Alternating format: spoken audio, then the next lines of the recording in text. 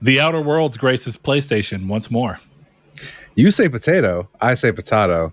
Devs say Series S.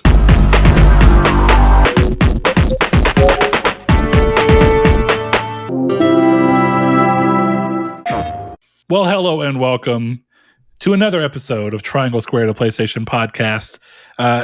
Pre-rolled in by quite the cheeky intro as Chris sits here petting his Series S. You know, we always spend a little bit of time figuring out what we want the pre-roll to be, and then we kind of do it in real time. I thought that one was quite fun. It's cheeky. The Series S is a great value, but it does pose some questions that we will get into here in a little bit. But if you're new to the podcast, first and foremost, welcome. We hope you stick around, enjoy the show. We are going to be talking about a handful of stuff today. Me and one good Mr. Chris Figgs. Chris, how are you doing today? I'm good. How are you, Brett? I'm doing well. Chris, are you ready to join me in talking about State of Play and what all it brought for everyone? Of course, what the Series S continues to be in terms of developer discontent. And of course, the Forspoken studio being folded back into Square Enix and much more. But before we get there, we're going to start off the show in the way that we always do, and that's checking in on what Chris and I have been playing so that we can hopefully give each other ideas for games we may not have seen or heard about, or that may pique our interest and hopefully may do the same for you, Chris. I start with you as always. What have you been playing this week that is not Marvel Snap? I mean, the true answer or Midnight to that, Suns. Oh. Or Deadpool. Apex Legends. So basically what you're telling me is you've had a very Marvel heavy week. I have. A Marvelous week. Yeah, we could say that in terms of the games I'm playing anyway. It's a Marvel-ish week. Yeah. No, I've been playing a lot of Marvel Snap. I got back into Midnight Suns with the Deadpool and Venom DLC, trying to knock out that platinum finally. That was more just for me than the competition, because honestly the competition's kind of over for me now, but that's okay.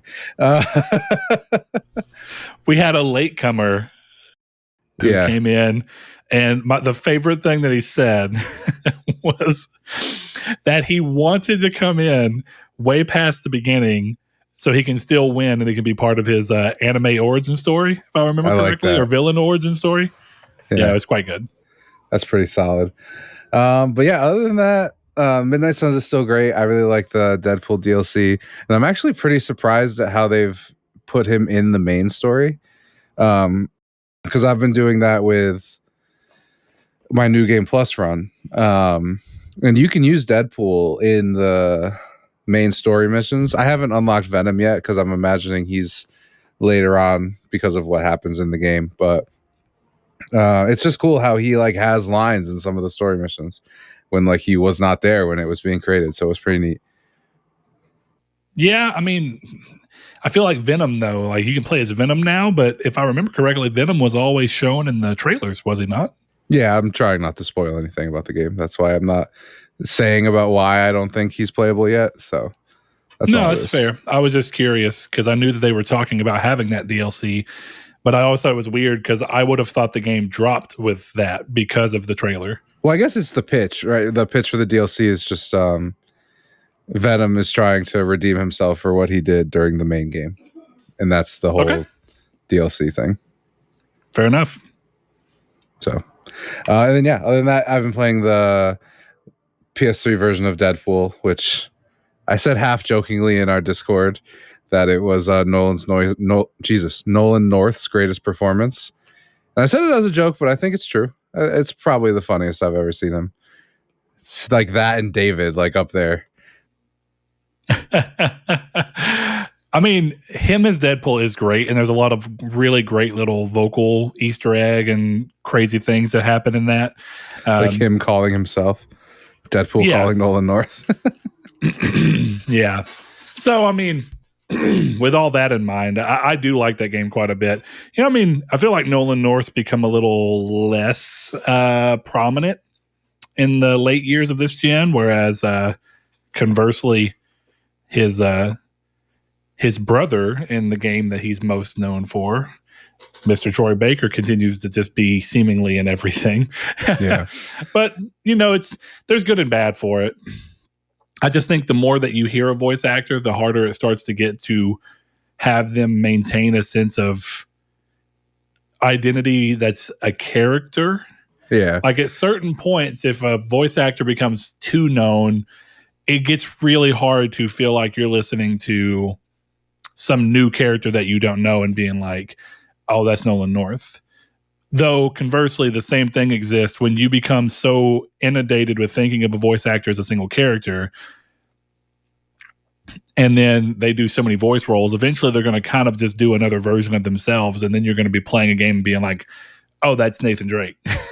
and both are. Well, that was kind of the big failing of devs in the PS3 era with Nolan North specifically, is you got a lot of games like Dark Void, which were like, hey, just do Nathan Drake. And I think that didn't benefit him, because you look at something like him as David in Uncharted or The Last of Us, sorry, and you would not know that that's him. So he has the range. You have games that came like right after, where I don't really think it was that they were telling him to do Nathan Drake, where I think I can definitely see that in something like Dark Void. But he was the voice of the Prince in the 2008 Prince of Persia reboot, which is a fantastic game, and I truly love it. But he's not a greatly different character in that. He's kind of a wisecracking smartass who kind of goes off and does things on his own. You know what I'm saying? Like, I do, absolutely. I don't know if I'd say I don't think he was typecast at that point because of Nathan Drake. I just think that maybe he was typecast because of his general personality. I'm curious, like, well, I mean, was he going in and doing the auditions, and people were being like, "Oh, we love it, just be you, just be you," but with the way that we're writing this character as, like, be yourself if you were snarky, be yourself if you were trying to be witty. It's like, okay, so Nathan Drake is what you're saying. Exactly. Yeah. Which, to his point, that's what back whenever the original, Amy was over everything over there, she talked about how whenever Nolan North came in, like him just going through it was like, that's Nathan Drake. And Nathan Drake is not that far removed from just Nolan.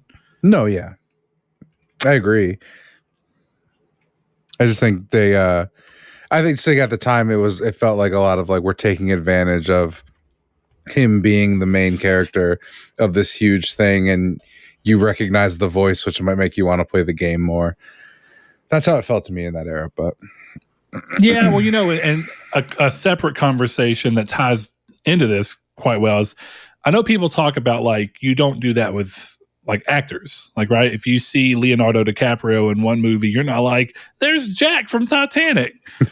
It getting mauled by a bear. You know what I mean? Yeah. Like, but that's not what you do. Sure, but you do go, that's Leonardo DiCaprio being mauled by a bear. And I think that's true, but I think the real reason as to why it's easier to kind of suspend disbelief and just be like, that's a character, is because when it's a movie and you see these faces and you go through, you already expect them to sound and look the way they do. I think what gets weird about video games is that you can have a very, very similar voice and you can put 10 different faces to that voice. And because of that, it makes it really hard to identify. You recognize the voice more than anything, and then you start being like,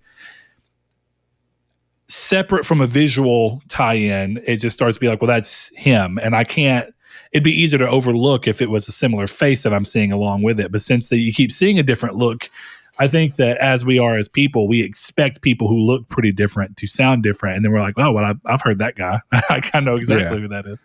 I mean, I can definitely be there with that. It's more than just him. It's just the more you do it, the more you notice it, right? Because like Destiny 2, the lady who is in the little shop, I can't remember what it's called, Eververse, is Claudia Black, who plays Chloe. And every time I hear her talk, I'm like, that's Chloe. Every time we're in that game and she's like, the Eververse is, I'm like, oh, there goes Chloe. There she is. So it just becomes a bigger issue when you've been in more games as a very prominent character. Oh, there's Lance Reddick. Guardians. God. Guardians. It's time for Lightfall. Guardians, sniff my fingers. Do they stink? Enjoy Lightfall Velvet. Good luck. Oh, man. All right. Well, that's good. So just nothing but Marvel and apparently Apex. Yeah, nothing but Marvel and apparently Apex. And even during Apex, I'm playing Marvel Snap, so it's pretty bad. Great story, though.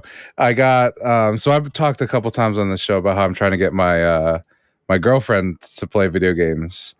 And there was one night at work where I was washing dishes and she was waiting for me to get out. And I'm like, I just put on Marvel Snap and I'm like, tell me the locations and tell me what cards I draw and I'll tell you where to put them. So we're doing that. And then she's like getting really into it. So I'm like, all right, you just play it. So she kept playing it. And she just texted me the other day. She's like, I downloaded that damn game and I can't stop playing. And I don't know what I'm doing, but I can't stop playing it. I'm like, oh, it's happening. The time has come. It's awesome. Though. I was really glad that she liked it because it's a lot of fun. So, well, to that, I'll front load what I've been playing with the fact that PSVR 2 came out, and while we've talked at ends about how it wasn't enough to pull you in, so it's you won't have much to say on that. So for anybody who's waiting to kind of get a more VR heavy episode, tune in next week. I'm not going to say too much just yet. But we are going to have a VR focused episode with a guest next week. Chris is going to be stepping out for some work schedule stuff that just lines out better for him. So with all that in mind, hopefully we'll get to talk about it a little bit more. But I've been playing VR and I played Gran Turismo 7 VR, which there's a conversation we had around that and the social media sphere around that game. But my wife and my daughter, for the last 2 nights, we've just been rotating through Vacation Simulator where I'll play for like 30 minutes and then my girl, my wife will play for 30 minutes and then my daughter will play for like 30 minutes and we'll just try and keep rotating out. And last night, my wife played for like an hour and a half while I was just kind of sitting there. And it's been interesting because she's not a huge gamer. Like she has the Switch and she'll play like... She's been getting into Tetris and Tetris Effect, or whichever one it is that you have, you play against 99 other people or whatever it be. Maybe Tetris it's not Effect, maybe, yeah. Anyway, it's that style one. And she's been playing that. And she plays, like I've mentioned on the show before, like Pokemon Cafe and Animal Crossing. So it's very casual-driven games. And not to say that VR and Vacation Simulator in this particular instance is anything other than that. But it's nice seeing her get into it and interact. Though it comes with the flip side of having to really control myself from not wanting to be like, just wait till it floats up by your hand and then grip it. Because like they'll be reaching down to try and pick stuff up and they're trying to close their hand to grip around something that they've not even reached at yet. And I'm like, well, how could in real life, if you were going to grab your drink, right? And you moved and then right before you got to your cup, you closed your hand, you wouldn't pick shit up. So why in the video game would you think the same thing? Just throwing that out there, Chris, you're muted, just so you're aware. Yeah, it was kind of the same thing as when she's playing and I'm trying to teach her. And instead of like trying to make her work out what to do, I'm just like, there, put it there, put it there, put it there. And then I'm just like ending turns. She's like, I don't even know what you did. I'm like, nah, I know, that's fine. That's fine. We won. It's okay. And you were part of that. I was part of that, yes. She did make it happen. But yeah, really fun experience to have her like getting into it. I was very happy about it. Well, Chris, I don't know if my testimony can tell you anything, but going away from the games that are not necessarily family focused, Vacation Simulator is great. I did not play it on PSVR. One, for a number of reasons, but I really enjoyed Job Simulator. So coming into it, I was really surprised at how much more in depth this game is.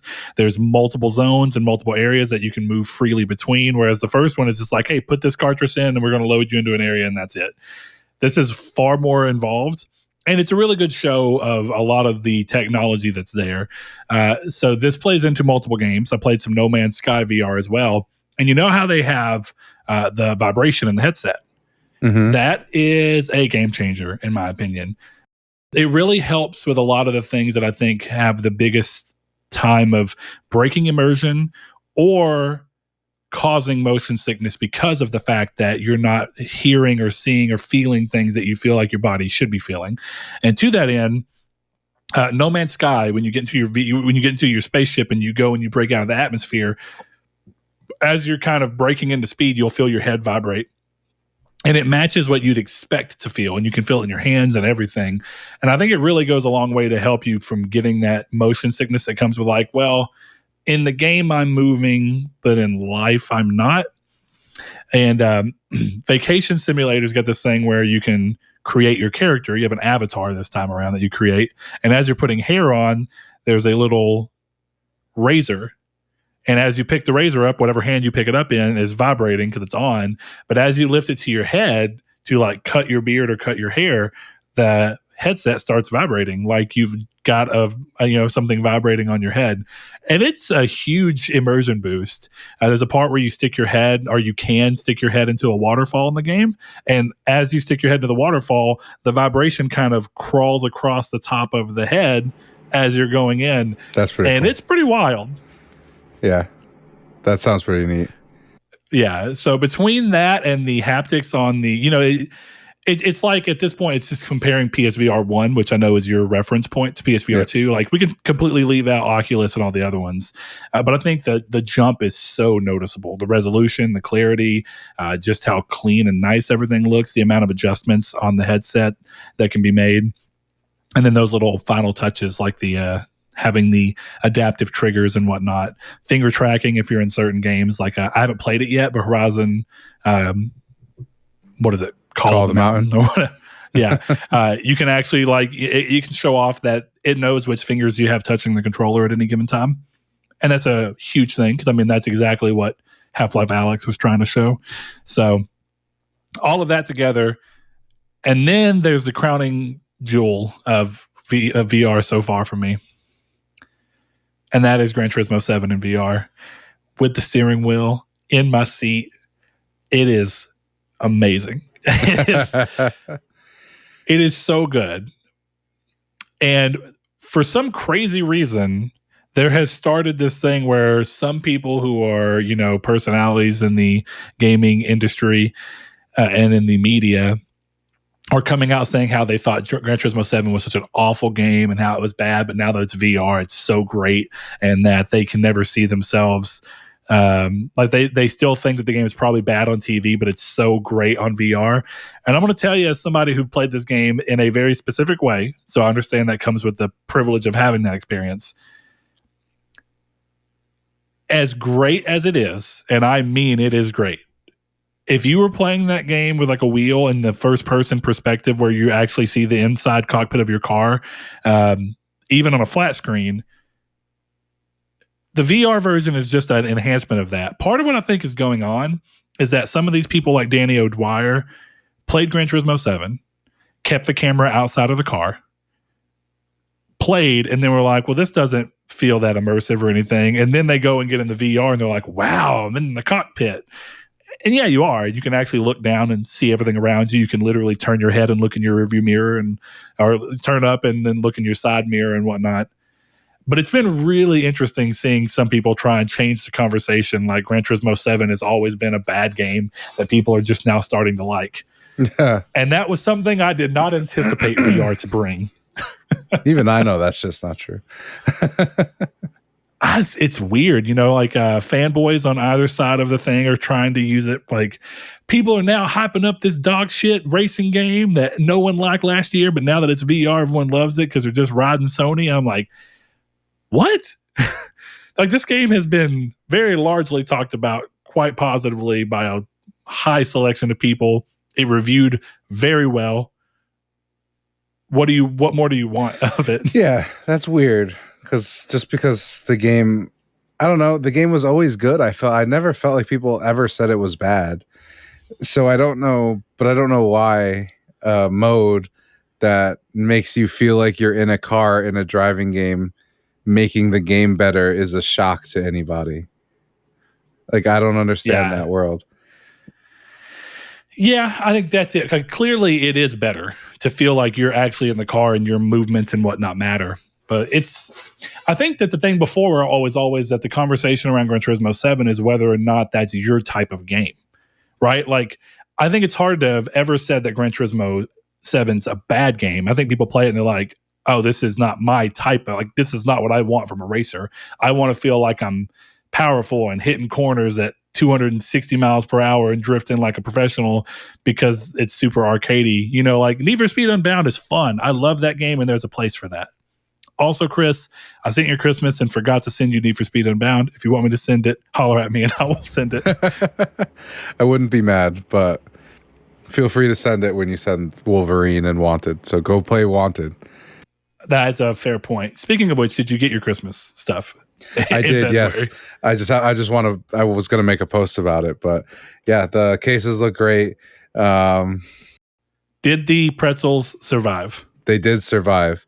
They didn't survive the day though, because I took them to work and everyone ate them. But the pretzels did survive. Covers. Yeah, I was worried phenomenal. They would get melted. Yes, I was surprised that they didn't melt at all, honestly. But it was also snowing here, so honestly, it was like the perfect time for you to send it because it was very cold.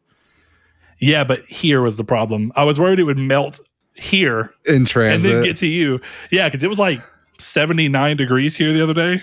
I just get a bag of yogurt like and pretzels. Yeah, fair enough. Like just separated completely. Yes, exactly. Well, there's the pretzels. Here's a bed of yogurt, but no, I'm glad you got them.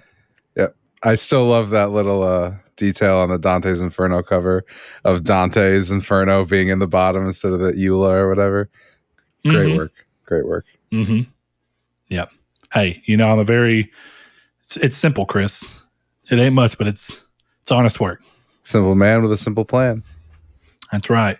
All right. So with that out of the way, I do recommend, Chris, if you ever just get to the point, I think that this will have a much longer lifespan and is a much better piece of tech at launch than PSVR 1 ever was. PSVR 1 just had that shock of like VR doesn't exist in an easy to get way yet. So even if it's super outdated technology, it's fine. Like, you know, you just kind of roll with it. But I think that's why it was kind of easy to drop out of PSVR 1, like after a couple of games. So it's like, it's not really enough. Like, you know, it's not pushing it far enough. So yeah, if you ever get it, I'll be curious to see your thoughts. It's always been a price thing for me. The price is just too high right now. No, I completely understand. I honestly, if I didn't have the reward points to get it and then spare, because like I bought Vacation Simulator, pre-ordered Before Your Eyes, and I bought one other game. What was it? I don't know why my brain's failing me right now, but that's okay. I think it was the Bat game. I can't remember what the Bat. It was either that. Oh no, I don't remember at this point. It doesn't matter. The point being, Chris, I found a nugget, and I don't know if you saw when I posted it in the Discord or not. I don't think so. It's on multiple VR platforms, but there's a game for the VR2 and Oculus and PC VR in general that is called Cactus Cowboys Plants I did see that, yes. Okay. It is free. It is somewhere in the ballpark of like 5 to 7 hours long. It has real gameplay the entire time, like guns and grenades and all this. And it looks like if you took the VeggieTale styles of presentation of like kind of shitty but endearing 3D rendering and made it about very adult-oriented themes. And I haven't played it yet, but it is on the docket. And I'm so excited because, first of all, it just looks up my alley. The trailer is great. It pulled everything for me. And then whenever I started realizing that it was on other platforms, it's got a 4.8 out of 5 on Oculus rating. Damn. And it's got a 9 out of 10 rating on Steam. Okay. Must be pretty good. I'm ready to prophesize for this game in particular, as long as it rises to the challenge and meets my expectation. I have high hopes. They're quite lofty. I got faith. Yeah. Like George Michael. My man. And Fred Durst. We can't forget the best version of that song. I know. I didn't forget about the George Michael version.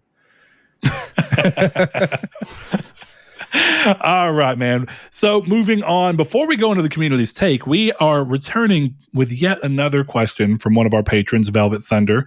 We like to start off the episodes with some of these fun out there questions or something a little loose. And so he comes in and says, if you were in the Hunger Games and could only use a games console as a weapon, which would you choose and why? Chris. Oh, God. Come back to me. You must have one. Dude, I feel like I've got the perfect answer and it was immediate. Okay. So, first of all, I got to admit, I've never watched Hunger Games. I have no clue what the premise is, and I don't know if that plays into this question specifically. You watched Hunger Games for Midweek Matinee. It's called Battle Royale. It's the same thing. Battle Royale is an excellent movie. Great movie. But I've never watched Hunger Games. That's all I really know. So I have a feeling that doesn't really matter. And the real question here is basically you're thrown into a situation where you need to survive, but the only weapon you can use is a video game console. So with that in mind, I have landed on what it is. You know how whenever you're dual wielding guns and it's called akimbo? Yeah. I would be GameCube akimbo. Hear me out. It is the perfect weapon. They are dense as fuck. They have 8 very sharp edges and corners. And they have handles so that you can get them, swing them around however you want, or you can flick them up forward and just punch people with them like boxing gloves. It is the perfect answer. And Nintendo is known, if we're being honest, Nintendo is known for the fact that their consoles survive bombs and shit. Okay, like I love PlayStation, but ask me any day of the week, and my old PlayStation still work. But ask me any day of the week if I'd rather be hit with a PlayStation or a fucking GameCube.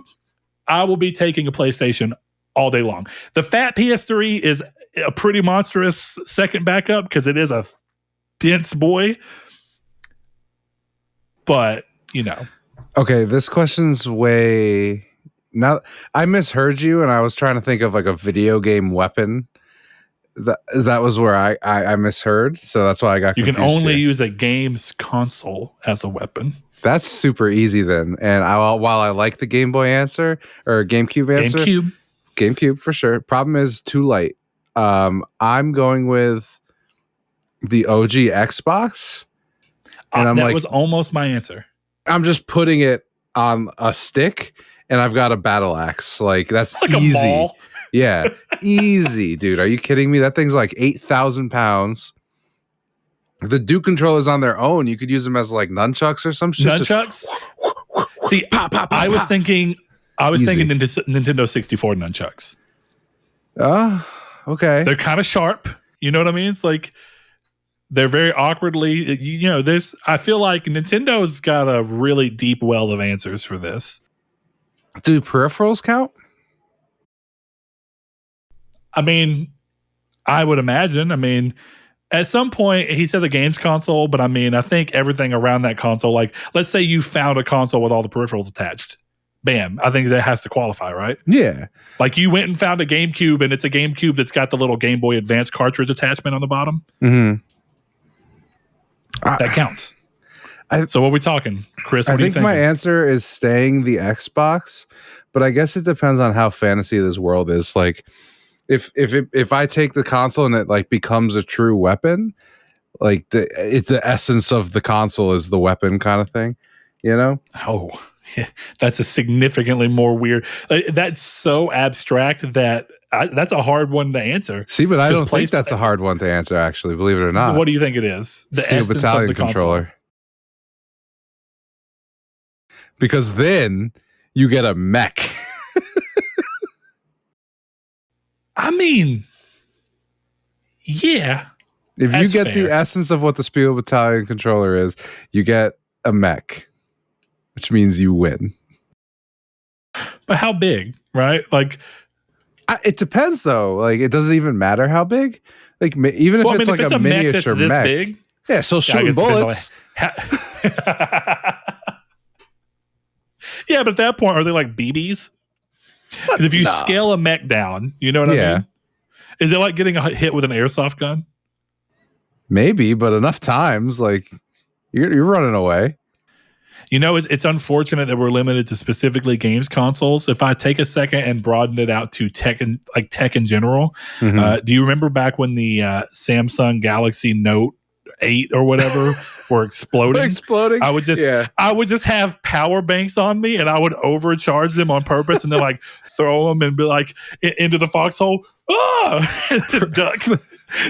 You got your legal pre-bans. 100%, dude. I like that. That's a solid answer. Yeah. I'm going with the original Xbox or a Steel Battalion controller, whichever one you like better. So I'm sticking with GameCube, but since we can pull in some of the other things that came around it, right? I'm going to say that since the GameCube had adapters for you to use the Nintendo 64 controllers on, I'm going to include Nintendo 64 controllers, so those can be my little nunchucks. Okay, I like that. I think whenever I went back to GameCube, my answer was really focused on the fact that he said I could only use games console. So it sounds like you're talking about putting a weapon through an Xbox, and then using it as a weapon. Turning the Xbox into a weapon. That kind of feels like cheating because you're using something that's already a weapon. So like I was thinking if I had to only hold a console, the GameCube with a handle, like I would have went OG Xbox if it had a handle. Because it is such a break. I feel like weight alone, the Xbox wins. Like you could, I think I could beat you. I think I could beat you in a fight if you had GameCube controllers. I think bare-fisted, I could beat you in that fight. Well, you remember? You may not. Do you remember in the what is that movie that you hated so much called? You didn't. It was like one of the first episodes we did. I know what movie, but I can't think of it off the top of my head. The something experiment. Belko experiment.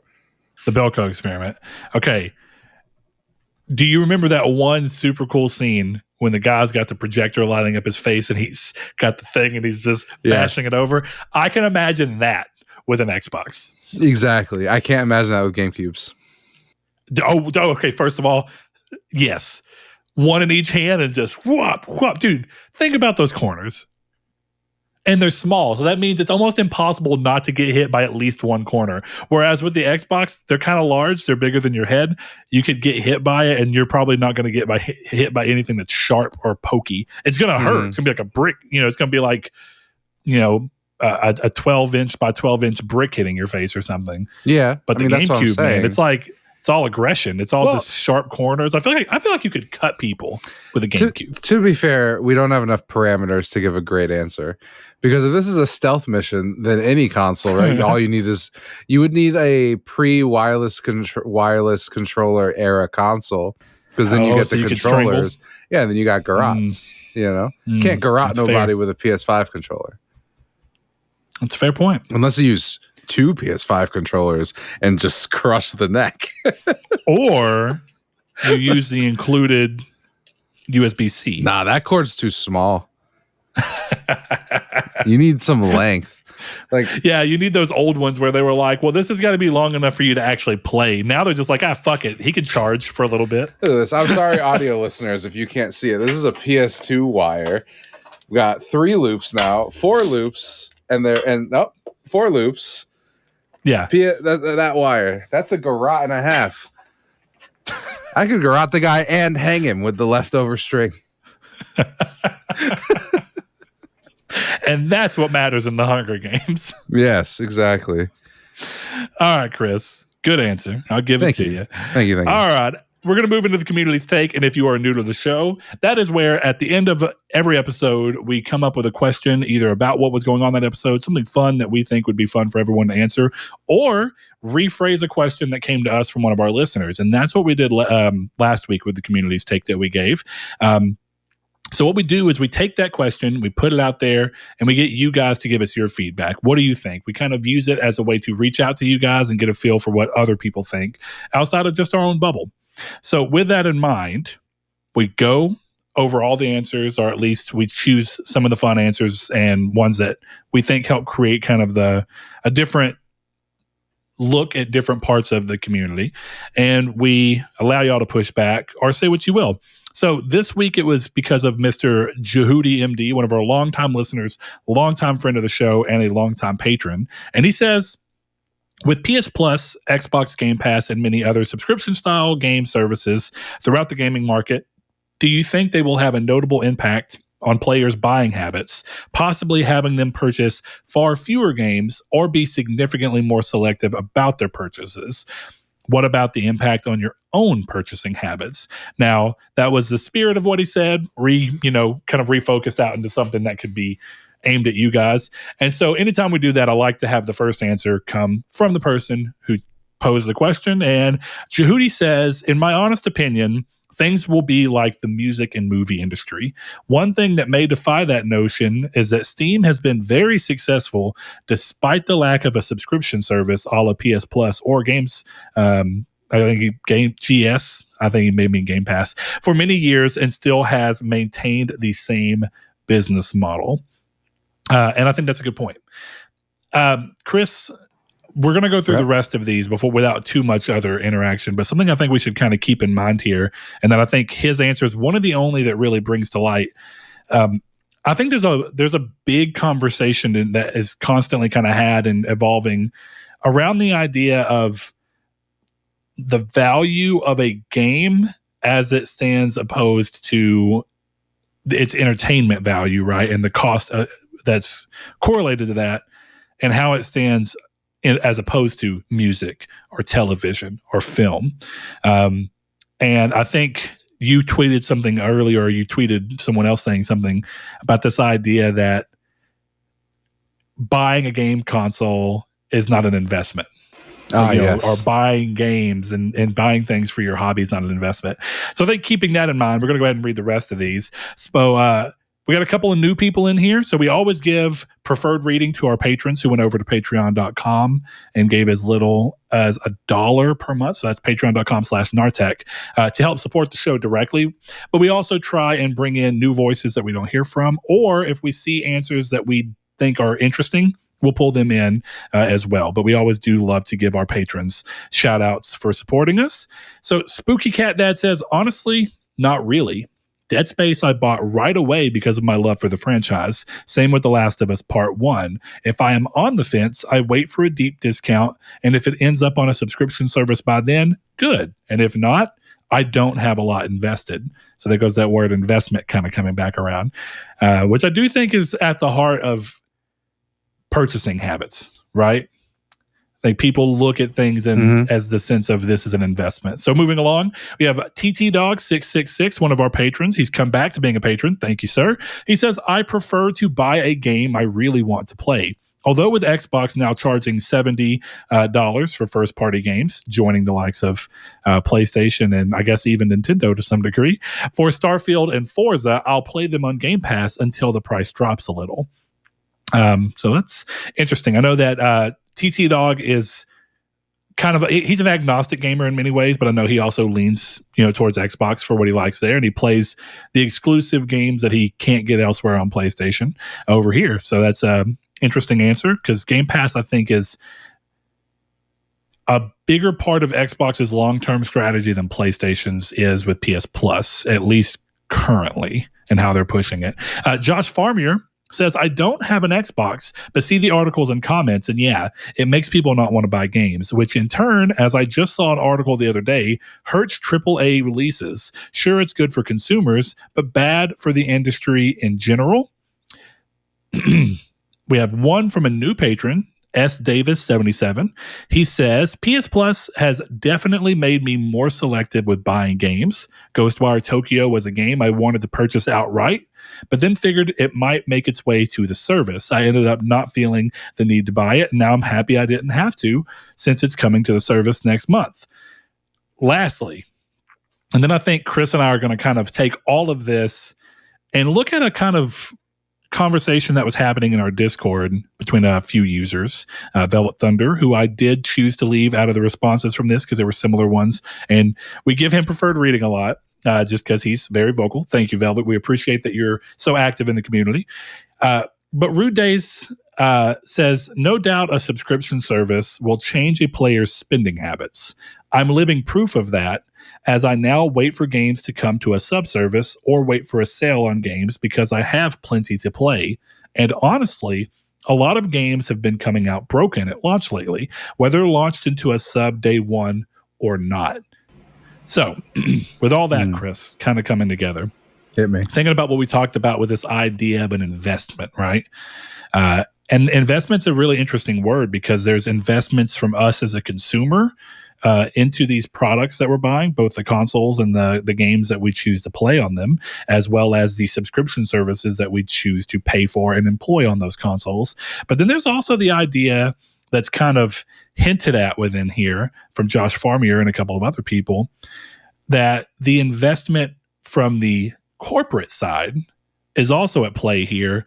And there's kind of a very interesting limbo that's being played as we navigate these relatively newer waters for game subscription services that aren't just PS Plus style, where after a few months or a year or more out and about in the free market, they choose to take a lump sum of cash to be a free game for 1 month, right? Mm-hmm. We've seen that turn into, well, now your game is going to be on our service for a year, maybe indefinitely, and you're going to get this much money. And if it's at launch, you'll get this much money. And it may impact your sales. It may benefit your sales. It's a gamble and it's a risk.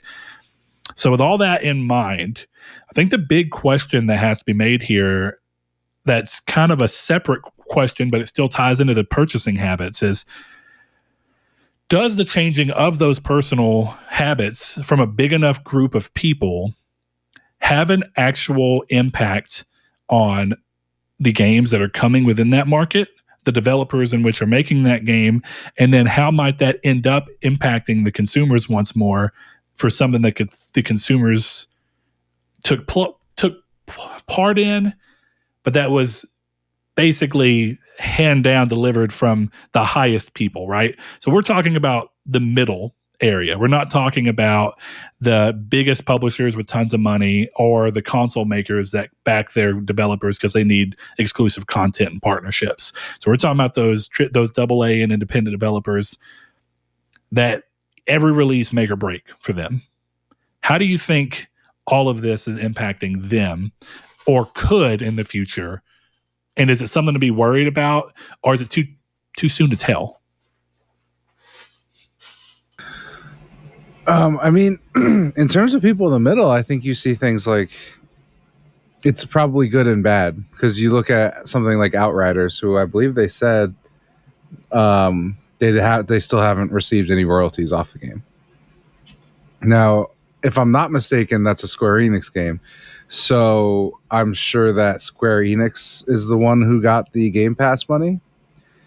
But you have to wonder, like, if they still haven't gotten to a point where they're past break even, they're past their milestones that they needed to get paid, and they're not getting paid still, without that Game Pass money, are we ever hearing Outriders' name again?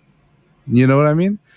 So for all we know, Game Pass might have saved Outriders, because if it's performing that badly, that Game Pass bump probably made Square Enix like, okay, we didn't make money for People Can Fly to make any benefit off this game. However, 20 million people downloaded and played Outriders, right? So if Microsoft at least pays to make it profit, maybe a little bit of profit for Square Enix, maybe that's a thing where that game is now a franchise for them because of the exposure Game Pass gave them. So of course it's a good thing in that sense, but there's also the sense that Microsoft themselves with the CMA has admitted that Game Pass cannibalizes game sales, which I think was just always obvious. Like, that was just an obvious thing that was going to happen. I don't know why people would ever deny that, but them saying it themselves has made it clear that Game Pass is a great service. It's a great value, but people don't buy games on Xbox where that lives because it exists. They say it, you know what I mean? So I can't see how that's a long-term benefit, you know, especially for single-player games, like something like Shadow Warriors that's launching on Game Pass and launched day and date on PS Now. What benefit is there for that game to have that? You know, because they're not making money off DLC, really. So for multiplayer games, I see it, but I think it just it doesn't help single player only experiences. Something like Midnight Suns, unless you love the DLC, unless you love the game so much you want to buy the DLC, which you should, there is no added benefit beyond that lump sum payment. So it's a gift and a curse, I would say, monkey's paw, if you will. Yeah, I could see that, because like going back to your thing, right? Like I can see what you mean that maybe Outriders benefited from it. But I think there is that obvious chicken and egg kind of situation where you go, well, the game didn't perform well enough for people can fly to make money, but at least enough went to Square Enix that they don't view it as a failure. And Square Enix is notorious for expecting games to do way more than I think anybody outside looking in would expect a game like that to do. Like people, it's a really interesting thing because like Tomb Raider, Tomb Raider hits and sells like 8 or 10 million copies, which is pretty great for PS3 and PS4. So this is the first Tomb Raider reboot, and they're like, well, it's pretty good, but it didn't meet our expectations. And you have to look and be like, if 8 to 10 million, which very few games, if we're being honest, even hit, doesn't meet expectation, what was your expectation? But back to the matter at hand, the important part here is that you're right. All of that may have led to Outriders doing better than it might have. But you also have to ask, did it perform so badly to where Square and People Can Fly don't get any extra money because of the fact that the 20 million people who played it, and I don't know the numbers, right? I'm just using it as example. So that was 20 total million guess people, from me too. Yeah, so for the sake of saying a large group of people played it, we'll put a 20 million on it, right? Let's say that 25% of the people who played it would have actually bought it. Then I think you get into that situation where can you reasonably say, well, since that group of people and anybody else who maybe would have bought it through word of mouth didn't have to buy it because of game sales or because of Game Pass, that negatively impacted them overall. And unfortunately, I think it's something that's too hard for the average people out and about to know. I would have a suspicion that people at Square Enix and people at Xbox and Game Pass and probably People Can Fly to some small degree have a better idea of that than the rest of us do.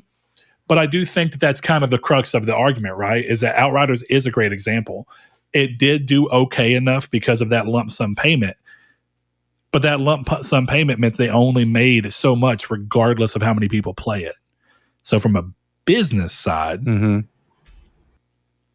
is that really best? I think that's a clear consumer advantage, right? And the reality of, we always say, it's been something I've been saying for a while now, but business and art just don't tend to gel very well. And yet all art is very closely tied to business. The problem that you end up with is that People Can Fly on the more individual developer level probably wants as many people to play it as possible. But People Can Fly as an entity, the people who own and manage that studio, want people to play that game so that studio can keep making more games. So when you look at it as a whole, it kind of gets a little different. And so the whole art and business don't go well together, or they tend not to jive well together, is even though 20 million people played it, that could have also been the reason you didn't get what you needed. And that can eventually reasonably be assumed to one day kill somebody studio-wise and bring somebody under who wouldn't have otherwise.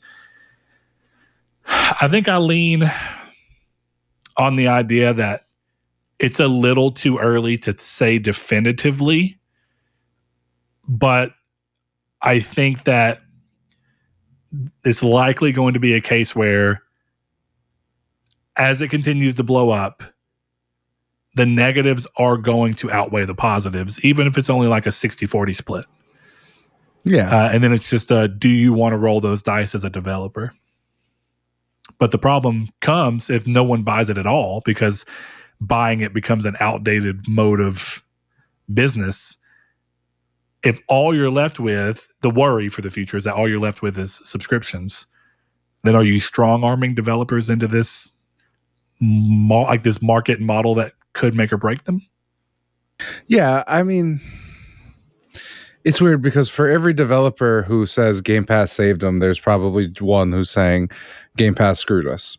It's fine. That's going to happen regardless, just because of the nature of, honestly, the nature of quality, right? Like that's, I guess, a big thing. I think the biggest problem with Game Pass for me as someone looking at spending money and if it's good for the industry, which is the conversation, is more, I feel like you get to a point where you're being trained not to buy games. You just are. Like, if I, it's something, because it happens to me. I'm sure you've seen my library, right? So what I'm looking at in terms of games. So every month I see the PS Plus games come out, and I'm like, it doesn't benefit me, So there's an argument for me as someone who does spend money on games to just stop. Right. And I think people on Xbox and PC and Samsung Smart TV, right, they're starting to be trained to, like, it'll come eventually. And I think the biggest problem in terms of that is something I said last week, where, you wait for Game Pass, you wait for it to be on a subscription, you wait for PS Plus, you wait for Amazon Games, you wait for Epic, right, to give the game away for free. And by the time the game's been given away for free, you've moved on to 18 other games and you don't have time to play that game. So you're not even spending the time or giving it a download. So there's just, it's like I said, it's the big thing with subscriptions is it's a monkey's paw. It's great if you're selling DLC and your game's good enough that people want to buy it. It's terrible if you're selling a condensed single player experience that lives and breathes by itself. Something like Evil Dead probably dies on the vine with Game Pass, right? They get it's called a $1 million payout from Xbox, put the game on Game Pass, then nobody on Xbox buys it. Bam, there it goes. I will say, and this is going to sound a little fanboy of me, but whatever, I actually could not care less. I think Game Pass would be a significantly bigger problem if Sony was doing it. It's just the reality of console sales. Okay, so we know, like we know, and this is just to help clarify the conversation, right? Because we know that Sony has PS Plus, which in many ways is analogous to Game Pass, with one big exception, and that's that first-party titles, and for the most part, bigger AAA titles, do not hit the service day one. What we do have instead, that is an interesting analog, while also tying to the fact that it's more directly impacting the indies, is we have games like Chia, launching on the service, and we have games like Stray launching on the service. And I think the question comes down to the same thing. Is it also true that games like Stray seems to have done really well? And I've yet to hear anything saying that the developer didn't make much money from that. But ironically, separate from a more PS Plus style thing with what we have now, where it's more of a ongoing catalog, the only complaints we've really heard have been specifically from Abe's Exodus, or whatever, the new Abe game from Just Add Water, Soulstorm, where just being a monthly PS Plus game, apparently, as far as they can see, the numbers of people who played versus the percentage of people who would have likely bought it anyway, they ended up getting a worse deal that they did agree to, but they got a worse deal in their mind than what they would have had they just released the game. But you don't know that until the end. And that kind of goes against something I was thinking, right? As you were talking, I was almost wondering, is there a value for taking a somewhat lump sum payment to hit Game Pass, but saying in your thing, like, we'll hit Game Pass day one and we'll be there for 1 month. And we want that 1 month just to be that enough people can come in and play to start word of mouth about the game. And then if the word of mouth is good, after that month, that word of mouth can continue to help sell copies in perpetuity, so that you get a bit of column A and a bit of column B. You get that lump sum that helps you maybe, stay afloat, but then you get the chance at making a longer tail. And that's kind of the upside to Game Pass and PS Plus over games with gold in the original PS Plus ideology of, well, you get it and then you have it forever.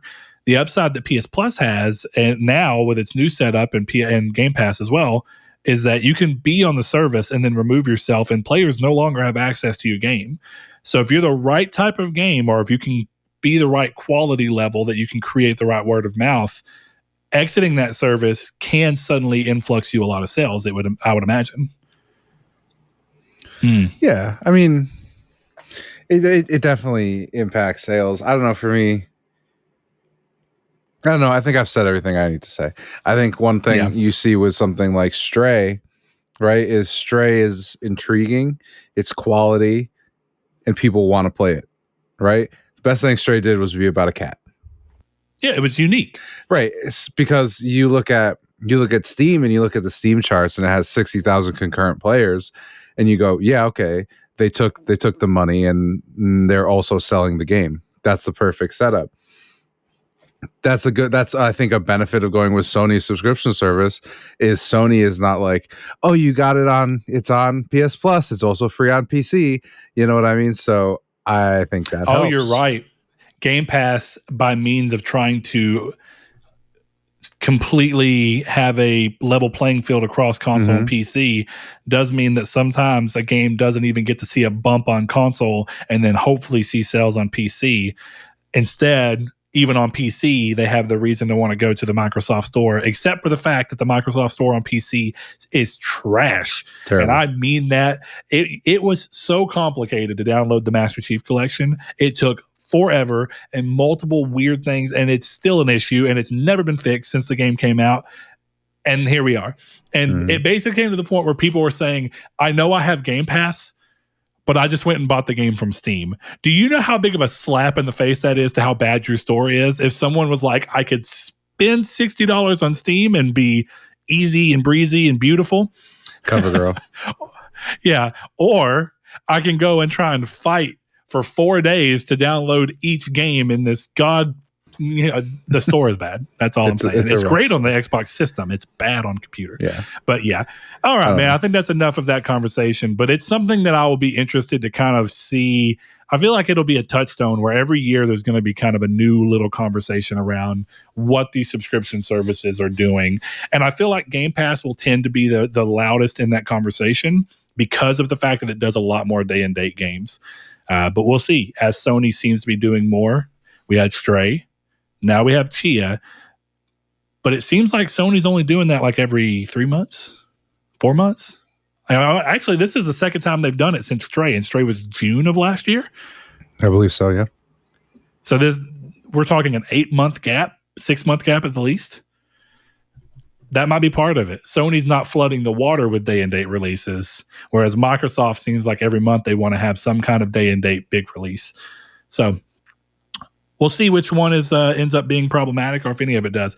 I'm very curious to see if 7 years in the future, 10 years in the future, if I can look back and be like, oh, past Brett was stupid and games really are going to all subscription services. But that right now, I feel like that will never quite be the case because I think enthusiasts will always still want physical games, which will always keep some level of control and helping, because there'll be some level of you can't go too crazy with the subscription services as opposed to the physical or you'll get backlash. But I could be wrong. You could be, but I've been wrong many times. It's a story that has not been told yet. Ooh, Chris, you got your marketing hat on over here. Game Pass, your story's not been told yet. I like it. You can go sell that shit to, you know what? PS Plus, your story's not been told yet. We're going to reach out to our Sony contacts that we don't have. Yeah. See if we can get some money off of that. PR hit me up. Yeah. No, Chris, remember? Play forever, folks. That's how we end the show, Brett. I'm sorry. That is how we end the show. I'm going to have to start doing that. All right, man. We're going to move into the news. The first couple of pieces are all pretty, innocuous, pretty slow. Not a huge news week. I think that makes sense considering that PSVR 2 dropped, made a big splash. Let that have its time. Do everything else separately. So first thing we have, EA has sent out surveys to players asking for feedback on the Dead Space remake from Motive. And in it, they gauge interest in continuing Dead Space remakes or more by asking participants how likely they'd be to play a remake of Dead Space 2 and 3, as well as how likely they'd be to play a new entry altogether. This is really promising. Part of me wants to see them do 2 and 3, even though I don't want the whole industry to just become remakes. But I don't feel like going directly from a Dead Space Remake 1 into a new Dead Space is a good idea either. I agree. So we'll see. Chris, I'd be very interested to see whenever you go back to Dead Space how you feel about it. But part of me doesn't really blame you for not getting into it. I think a lot of people that bought Callisto kind of were just like, I'll wait on Dead Space. Like, I already know it's good. Or even people who had heard it was good were like, Callisto was made by these people? I don't know. So, and I know that it sounds like we're really ganging up on Callisto, but all we're really saying is Callisto, I don't think, met expectations en masse. The problems in Callisto are ganging up on us. That's all we're saying. And all I can do is endlessly dodge them. Left, right. I'm telling you. All right. Square Enix has announced that Luminous Studios, the developers behind Forspoken and Final Fantasy 15, is being folded back into Square Enix. The move is being made to bolster Square's development teams as a whole and becomes effective in May. The team says that the DLC for Forspoken is their focus, announcing a DLC entitled Entanto We Trust, planned for this summer, and that up until May, their entire focus is indeed on Forspoken. It'll be interesting to see how Forspoken and all of this works out after this, or if it's pretty much this is it and this is the last hurrah. But we'll see. And I mainly mean we'll see more updates and stuff out of it. Because part of you wants to look at this and say, like, the move for this has to be to kill off the Luminous name, right? Because Square already owned Luminous Studio. It's already part of their development team. If they wanted to throw a project at them or have them be a support studio with still the name and title and everything of Luminous, they could. Yeah. But they're choosing to fold it back in, which seems like a specific and directed effort to try and get rid of the Luminous production's name, because it hasn't landed the way they were hoping. It's got some stank on it. Yeah, well, you can remember Luminous Productions a lot more than you can Business Division 4. Honestly, I like the name to Business Division 4 way more than Luminous Productions. But yeah, this was a very confusing piece of news to write, because it was like Square Enix has folded in Luminous Productions, their wholly owned first-party studio, into Square Enix. And I was like, okay. They're making Final Fantasy 17 now, I guess. I don't know. But too bad for the 6 people out there who like Forspoken. I feel bad that you probably won't get more of it. It doesn't feels like this announcement is telling you that's franchise is dead. But crazier things have happened. Sony has said no to a perfectly wonderful franchise. So, we never know what studios are going to do. And what perfectly wonderful franchise? One of the best games on the PS4 in Days Gone, which Sony, where's my PS5 version? 60 FPS, 4K zombies, please. It got a patch. I just want a new platinum, Brett. Come on. Be an adult here.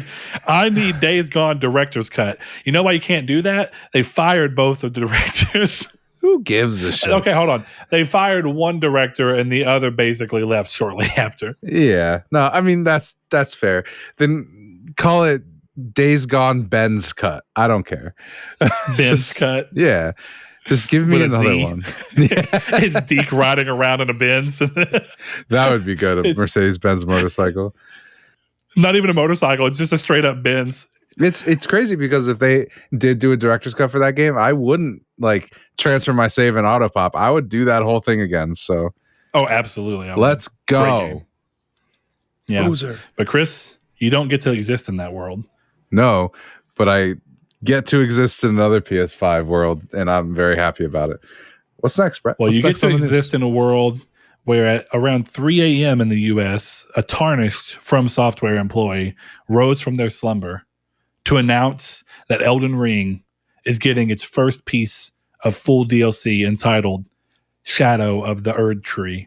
No other details are currently known or a release window. None of that has been announced, but at least you know now, if you're a big Elden Ring fan, that there is more to come. Yeah. That's all you need to know. It was such a weird announcement. Such a weird announcement. Hey, we're making DLC. See ya. It's like, okay. I mean, I thought so anyway, but I think From Software kind of gets the benefit of the doubt to be able to do stuff like that. I feel like Kojima could do this. Yeah. Like there are a few types, and it seems to be overwhelmingly Japanese focused studios, but it seems like there's something around that where a lot of them have earned the ability to just come out and say, I'm making a thing. We're not going to talk about it again for a while. Well, it's funny. You know who gets away with that more than anyone else? Todd Howard. That's actually a fantastic point. And people ask, like, do you want to talk about like that Lex Fridman thing where he was like, if we were in one of the universes where you could talk about the Elder Scrolls 6, what would you tell me? Such a good question from Lex there. Yeah. Truly great. Yeah, I love that. Kept going, I'd have been like, if I used an Elder Scroll to go into another dimension, to go forward in time to when the game was announced, what would the game be like? Right. Yeah, it was perfect. I don't know. He's just one of those guys who will like smoke a joint with you and be like, oh, this is some good flower. By the way, Fallout 5, which is the next game we have in development, does not have any weed in it. That's Todd Howard, like all the time. That's Todd Howard? Yeah. Just constantly. Just all the time. In his lawyer-looking bookcase office that he Zoom calls in from most of the time. Exactly. All right, so Chris, I know that you kind of fell off of Elden Ring, as did I. Does this move the needle for you in any way? Is this something you're excited about? No, I don't care. I love Elden Ring, but I didn't finish it, so I'm not going to play DLC. If I do end up going back one day, I could see it, but I don't know what the hell Erdtree is. I'm assuming it's the tree in the game. Yeah, let's call in Blake. He'll tell us. Yeah, Blake will tell us. But the first time I read this, I thought it said Shadow of the Erdtree, and I just thought about Rolf from Ed, Edd and Eddy being like, Ed the boys. And it's just, it's like a tower. It's like you're climbing the tree, and as you go through the tree, you're fighting a bunch of Ed, Edd and Eddy villains. Like floor 1 is Double D. I would buy it like on a magician. PC just to mod it for that. Yeah, you get up and you got to fight the Canker, the Canker sisters. Melania is just Ed. You move up, and eventually the final boss is actually Plankton. Or not Plankton, but the Plank. I can't think of his name right now. What is his name? Plank? I think it is. Yeah, it's Plank. The final boss is just a jawbreaker. Yeah. It's Johnny and Plank, isn't that the dude's name? Yeah, Johnny. Yeah. Yeah, it's funny. That could be good. Rolf has to be there somewhere. Would Rolf be would he be the final one? That would be the final boss is a jawbreaker. It's the jawbreaker is the moon, and it's like in Bloodborne. Whenever the moon presence comes down, it's like the jawbreaker descends, and you have to fight it. The jawbreaker presence. Chris, me and you, it sounds like we need to start figuring out how to mod games. And we've got a winner on our hands. Yeah, we can just split the voice work up between some volunteers. We'll have some people. I'll buy you a pizza and send it to your house. And then you can just throw me a couple of, I love butter, Eddie.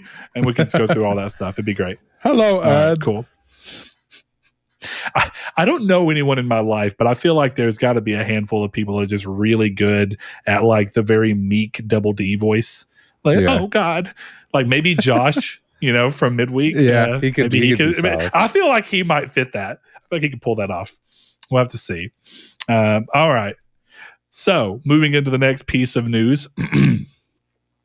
The Outer Worlds Space's Choice is announced for next-gen consoles. The port features all the DLC, Murder on Eridanos, and Pale of Gorgon, bug fixes, multiple graphics options, a dynamic weather system, faster loading times, etc. It releases on March 7th and will retail for $59.99 or $9.99 if you already own the previous release of the RPG Bethesda wishes Starfield could be. Was that kind of what you had in mind? No, I was expecting you to yell because I wrote it in all caps. I mean, I just think of all caps as also better. Being. That was, that was fine. Perfectly fine. But I'm very excited for this. So. Throw me a breakdown on it. Just, and just you can just throw down. Go ham on it. I'm in for that. We get a guest spot from Tatiana. She comes in here and just, She sings to my heart. Yeah, she layers her beautiful, clean vocals over the. Yeah. Why not? She could layer all over me. So, Chris, that you love. After years and years of hate, you love. I do love it. Outer Worlds. I do love the Outer Worlds. I mean, is this exciting for you? Yes, extremely. I'll probably exciting. Go back to it. The upside is you'll just. I bought it physically. Yeah. So you bought it digitally. So yeah, maybe I can scoot $10 your way, and that's how we kind of we both benefit. Yeah. We'll figure it out. I'll throw you a $5. You know what I mean? If I can pre-order it. I saw this announced and I was like, oh, this is the best thing possible. And then I got Baldur's Gate 3 release date the same day, and I was like, oh my God, I'm gonna come. Do not come. Do not. I'm gonna come. I'm gonna come. Oh, I'm coming. Oh man. All right. So with that being said, we have a question that I kind of felt like fit the essence of which your fervor for writing this piece of news came from. Blake, or otherwise known as the Ghost of Blake Pope, says, if you had to pick one game to play for the rest of your life, R.I.P. Blake, we know that you can no longer do that. What would it be? No franchises, single game only. We can pretend multiplayer servers will never shut down if you choose a multiplayer game.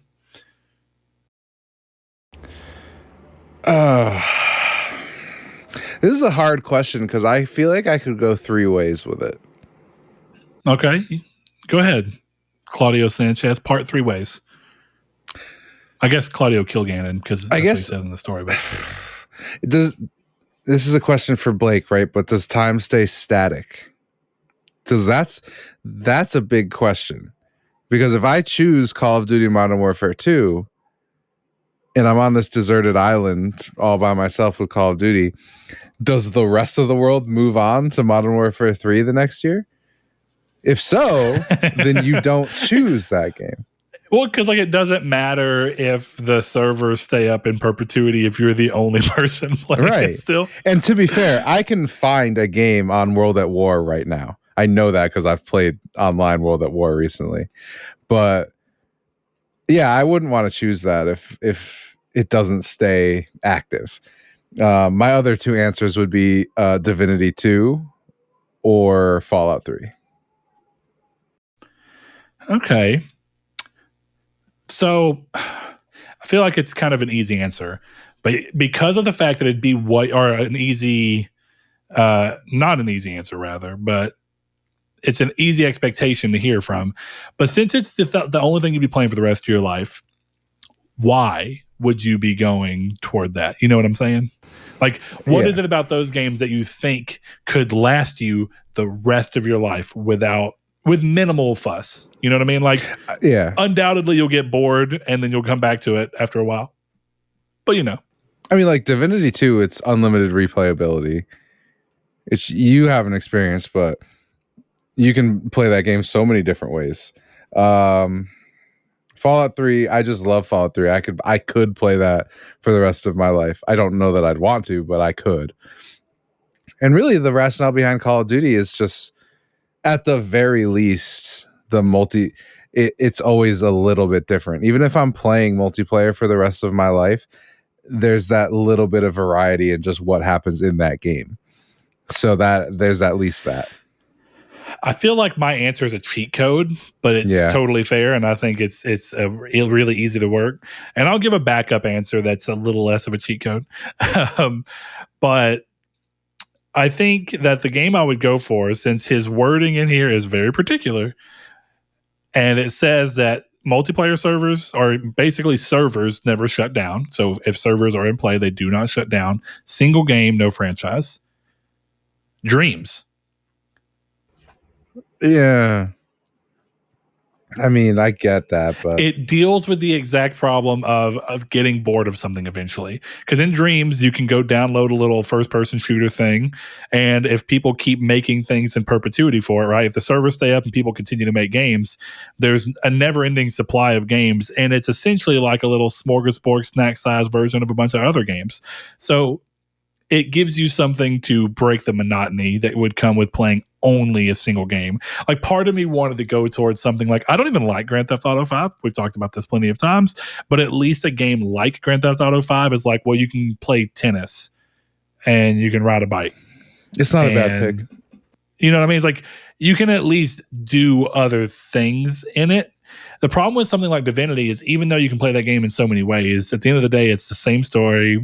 Ultimately, it's the same basic scenario that you're trying to play through, and it's the same general gameplay constraints, even if there's different classes and whatnot within that system. Whereas something like Dreams, you're getting around that. Something like Grand Theft Auto, you can spend an entire time perfecting how good you are at specifically car racing. You can just play that game as a car racer. You can play that game whereas all you were doing is playing tennis and trying to get better at it. You can play that game as if you were a mobster and you were just trying to go do that. You could fake your way through enough things that you could create enough variety for yourself.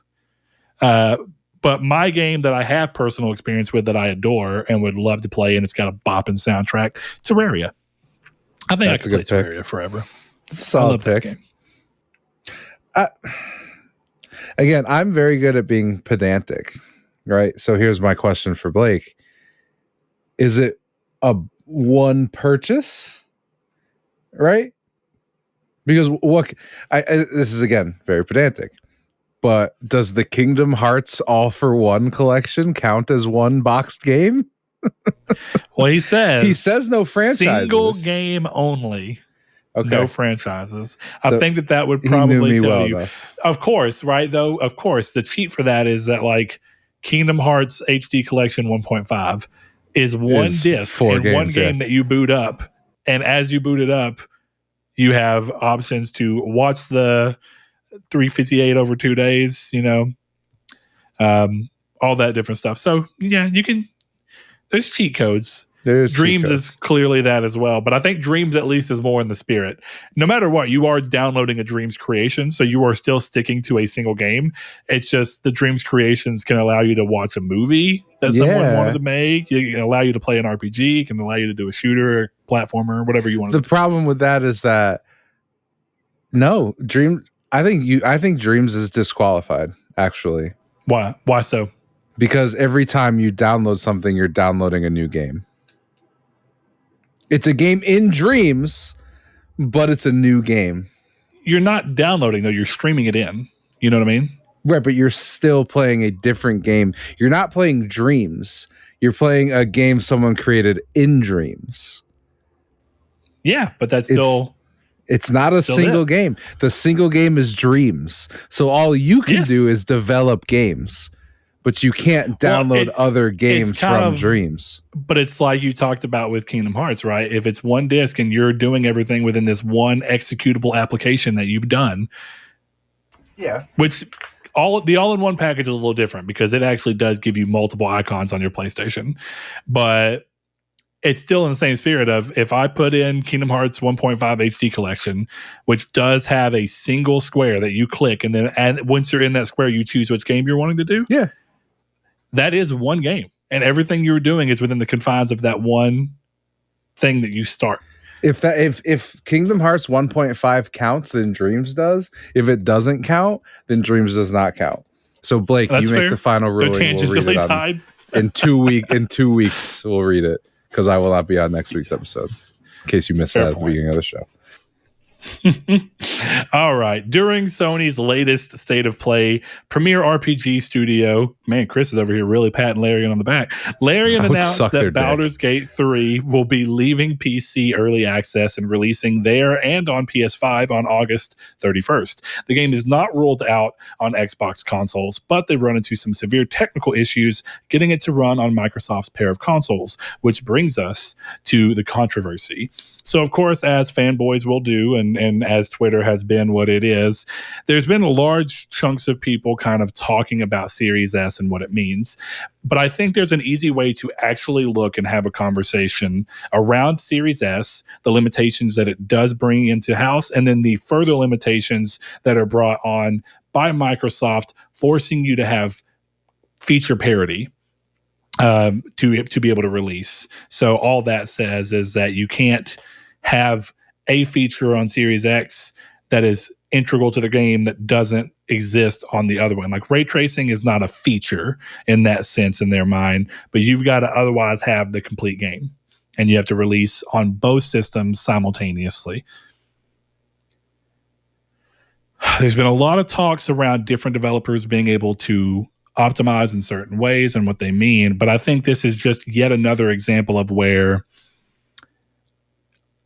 the issue at hand, as Larian have come out to say, is that the technical issue they're running into is getting split screen, which is one of the big things they're pushing for the game, getting split screen to work on the Series S. And because of the parity clause for Microsoft, to where you have to release on both, they can't release the game without split screen on Series S because Series X would have it.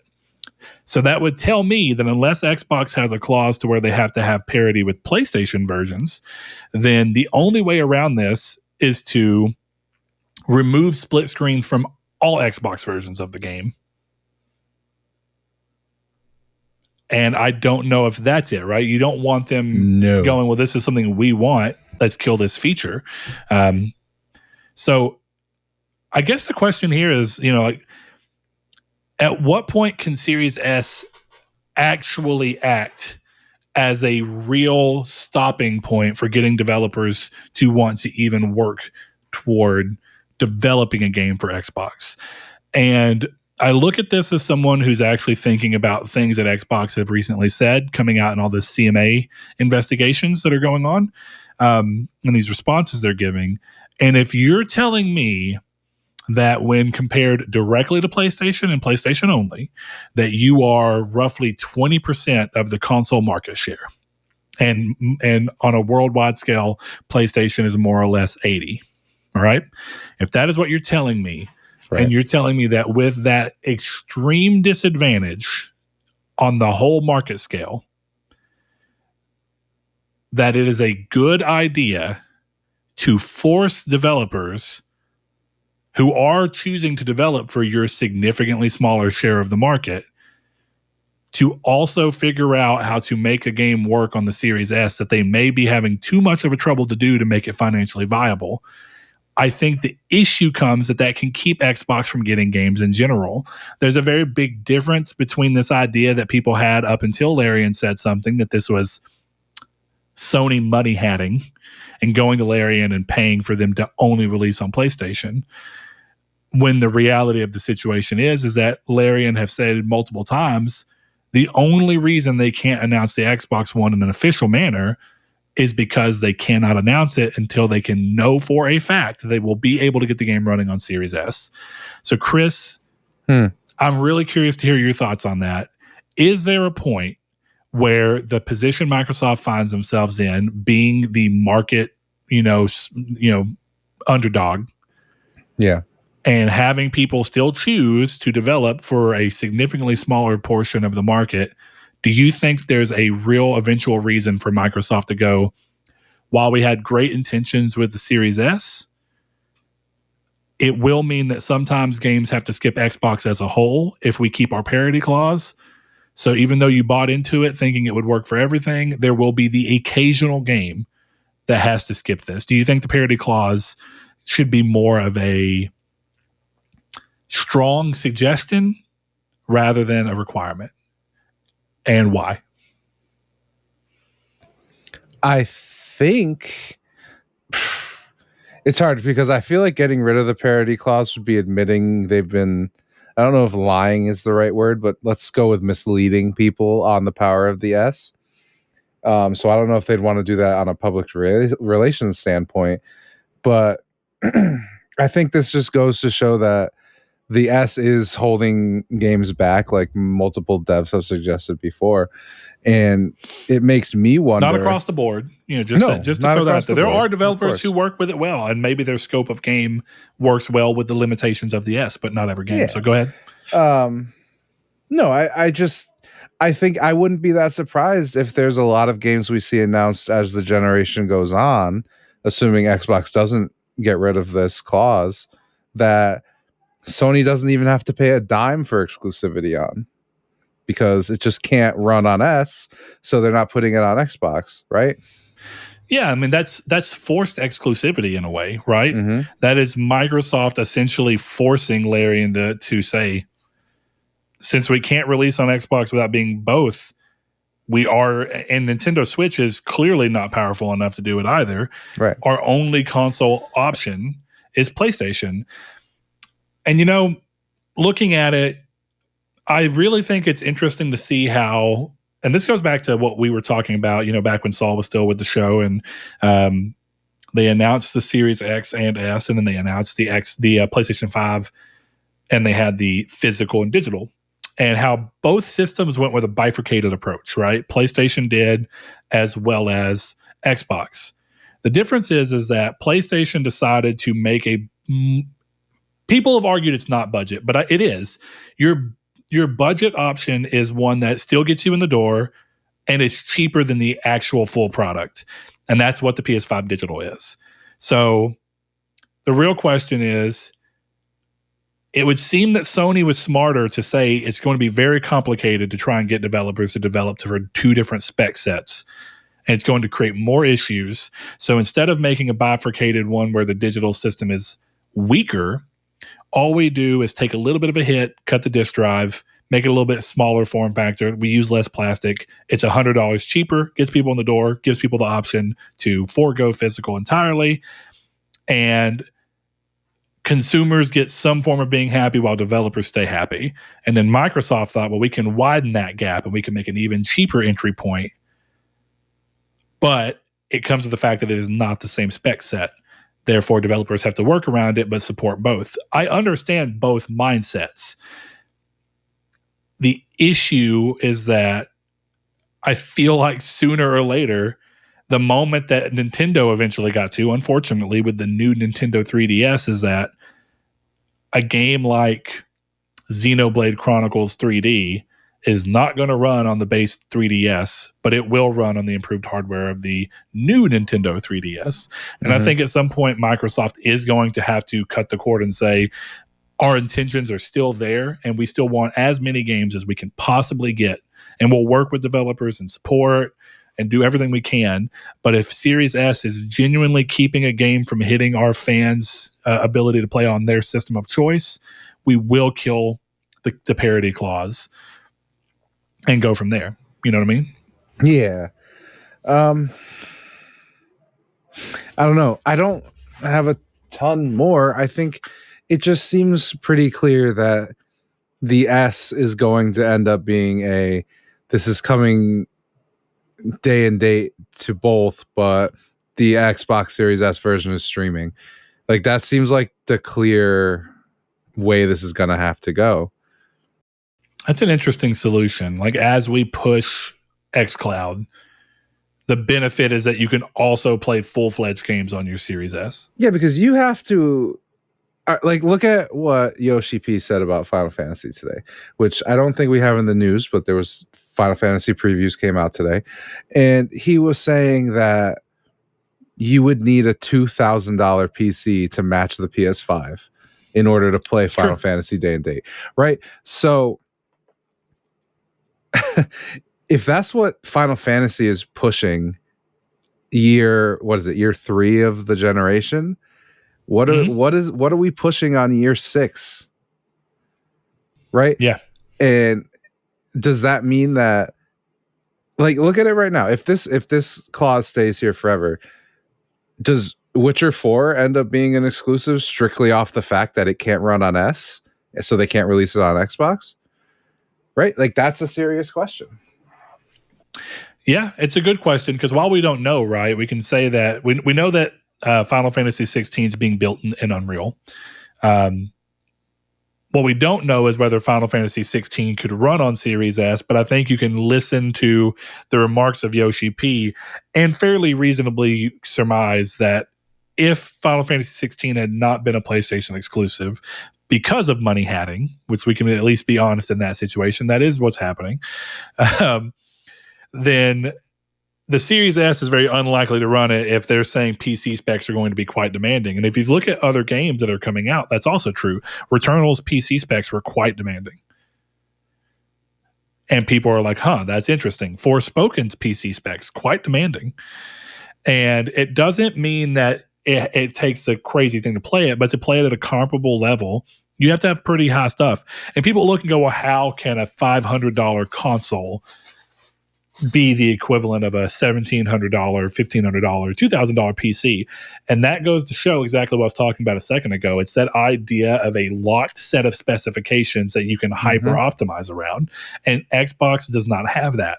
They have two sets of things. And since both sets have to be accounted for in the singular product, you can't hyper optimize to that.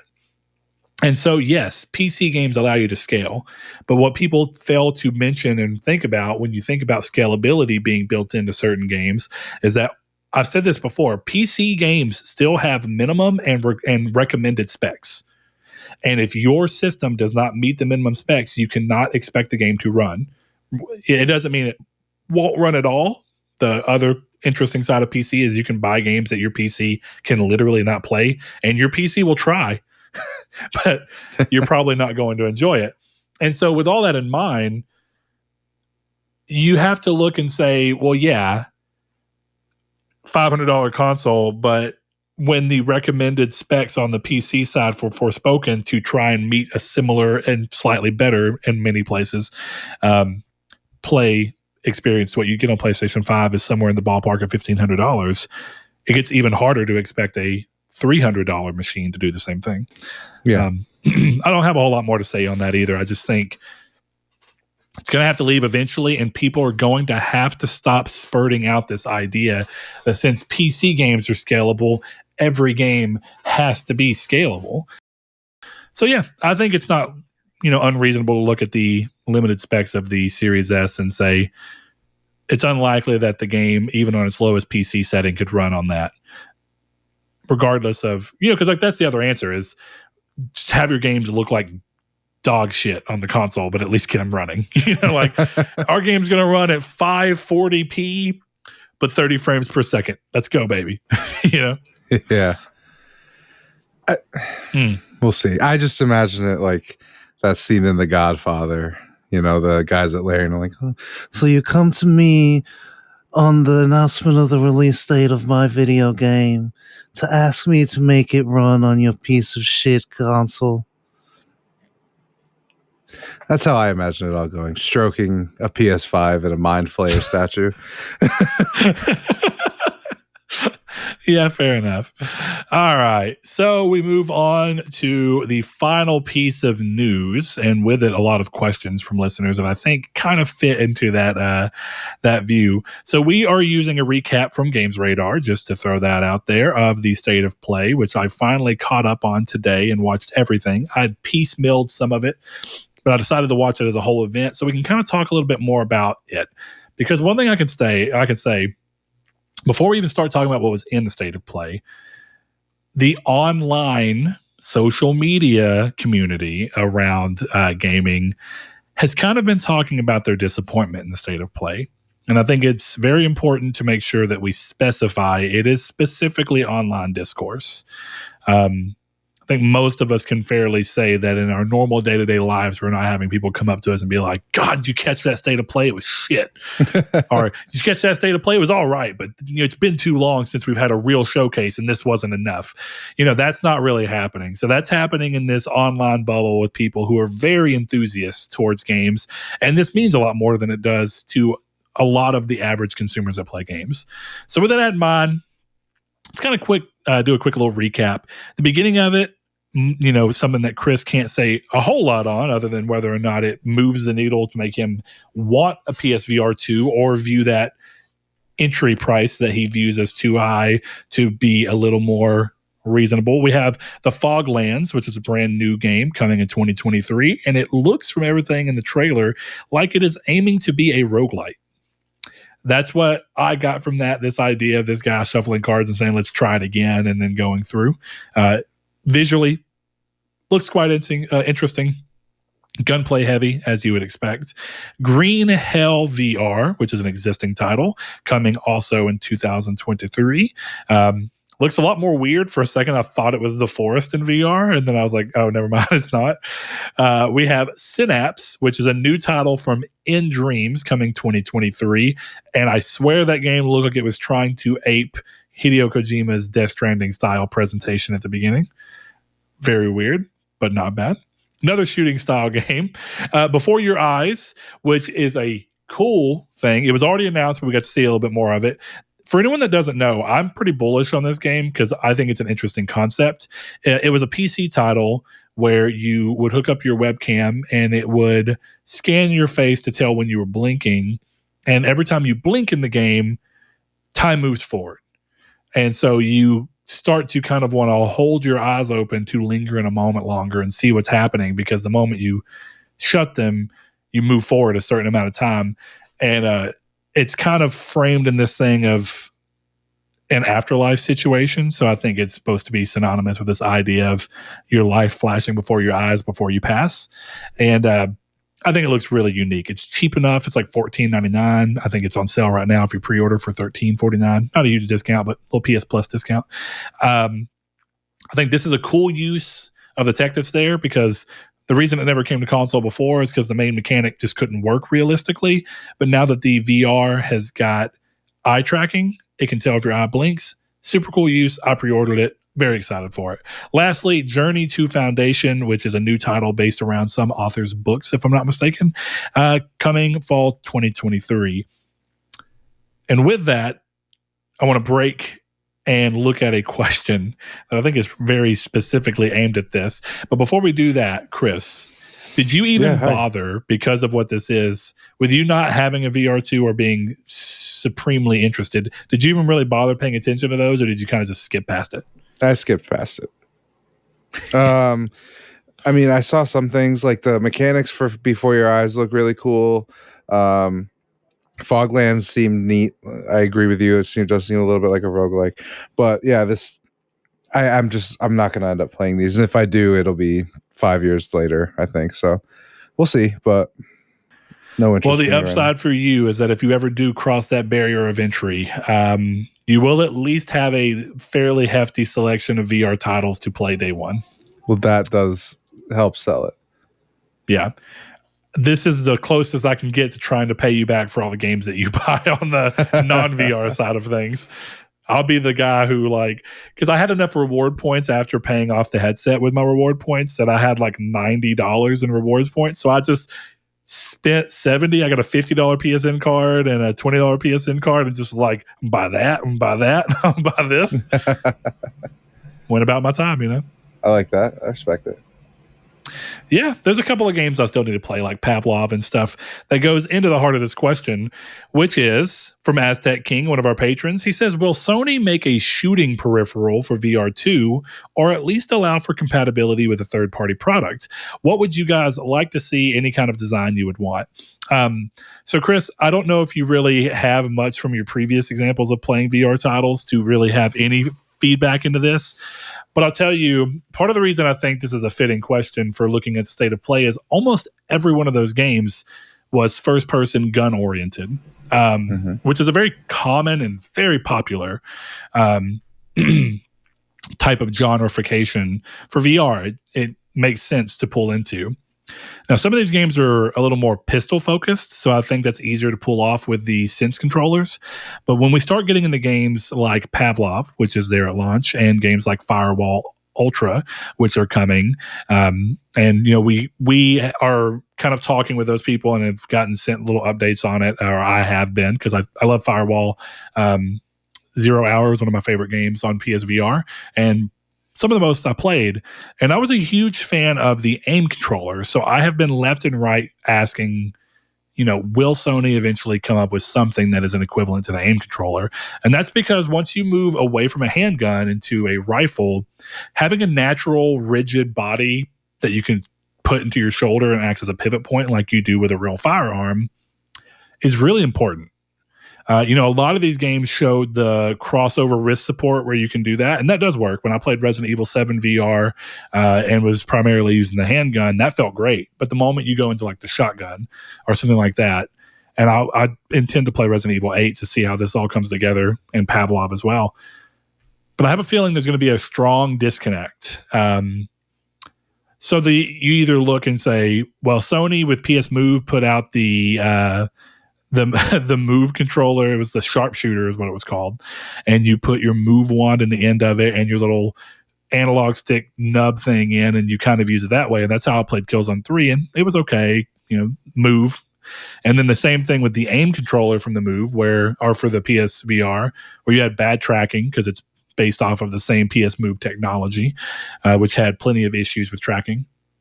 And I think if Sony was crazy enough to do it those 2 times before, I feel like it'd be a huge miss on their part to not do it a third time. But if we're looking at nothing else, there is a third-party thing that I know you saw that Richard Schaefer posted in of a rigid body that you can connect your Sense controllers to. And I think that's interesting because when we start moving into games where you want to be able to realistically represent throwing a grenade, where you may want to take your one hand off of the gun, reach down into your side, pull a grenade, and throw it. That is something that cannot be done with an actual gun controller because you cannot move a hand. So what he posted is pretty interesting. It's like a gun body with little attachments to where your controllers go in. And it seems like what they're calling for is magnetic attachments so that you can quickly get it back up there and it'll connect to the attachment. And then whenever you want to remove it, you can kind of flick the controller down out of the magnet spot, move your hand down with the Sense controller still in it, throw a grenade, and return to form. That is probably the best answer to try and bridge the gap of letting you still be realistic when you don't want to have hands on the gun and you don't want to do things like grenades or healing or reaching down to pick up ammo. Whereas a full gun peripheral feels the best for when you actually are shooting. So I'm curious to see. Aztec, I'd like to see what you would like to. Chris, do you have any thoughts on that? I'm sure you don't, but on the off chance you do, I want to give you a chance to speak.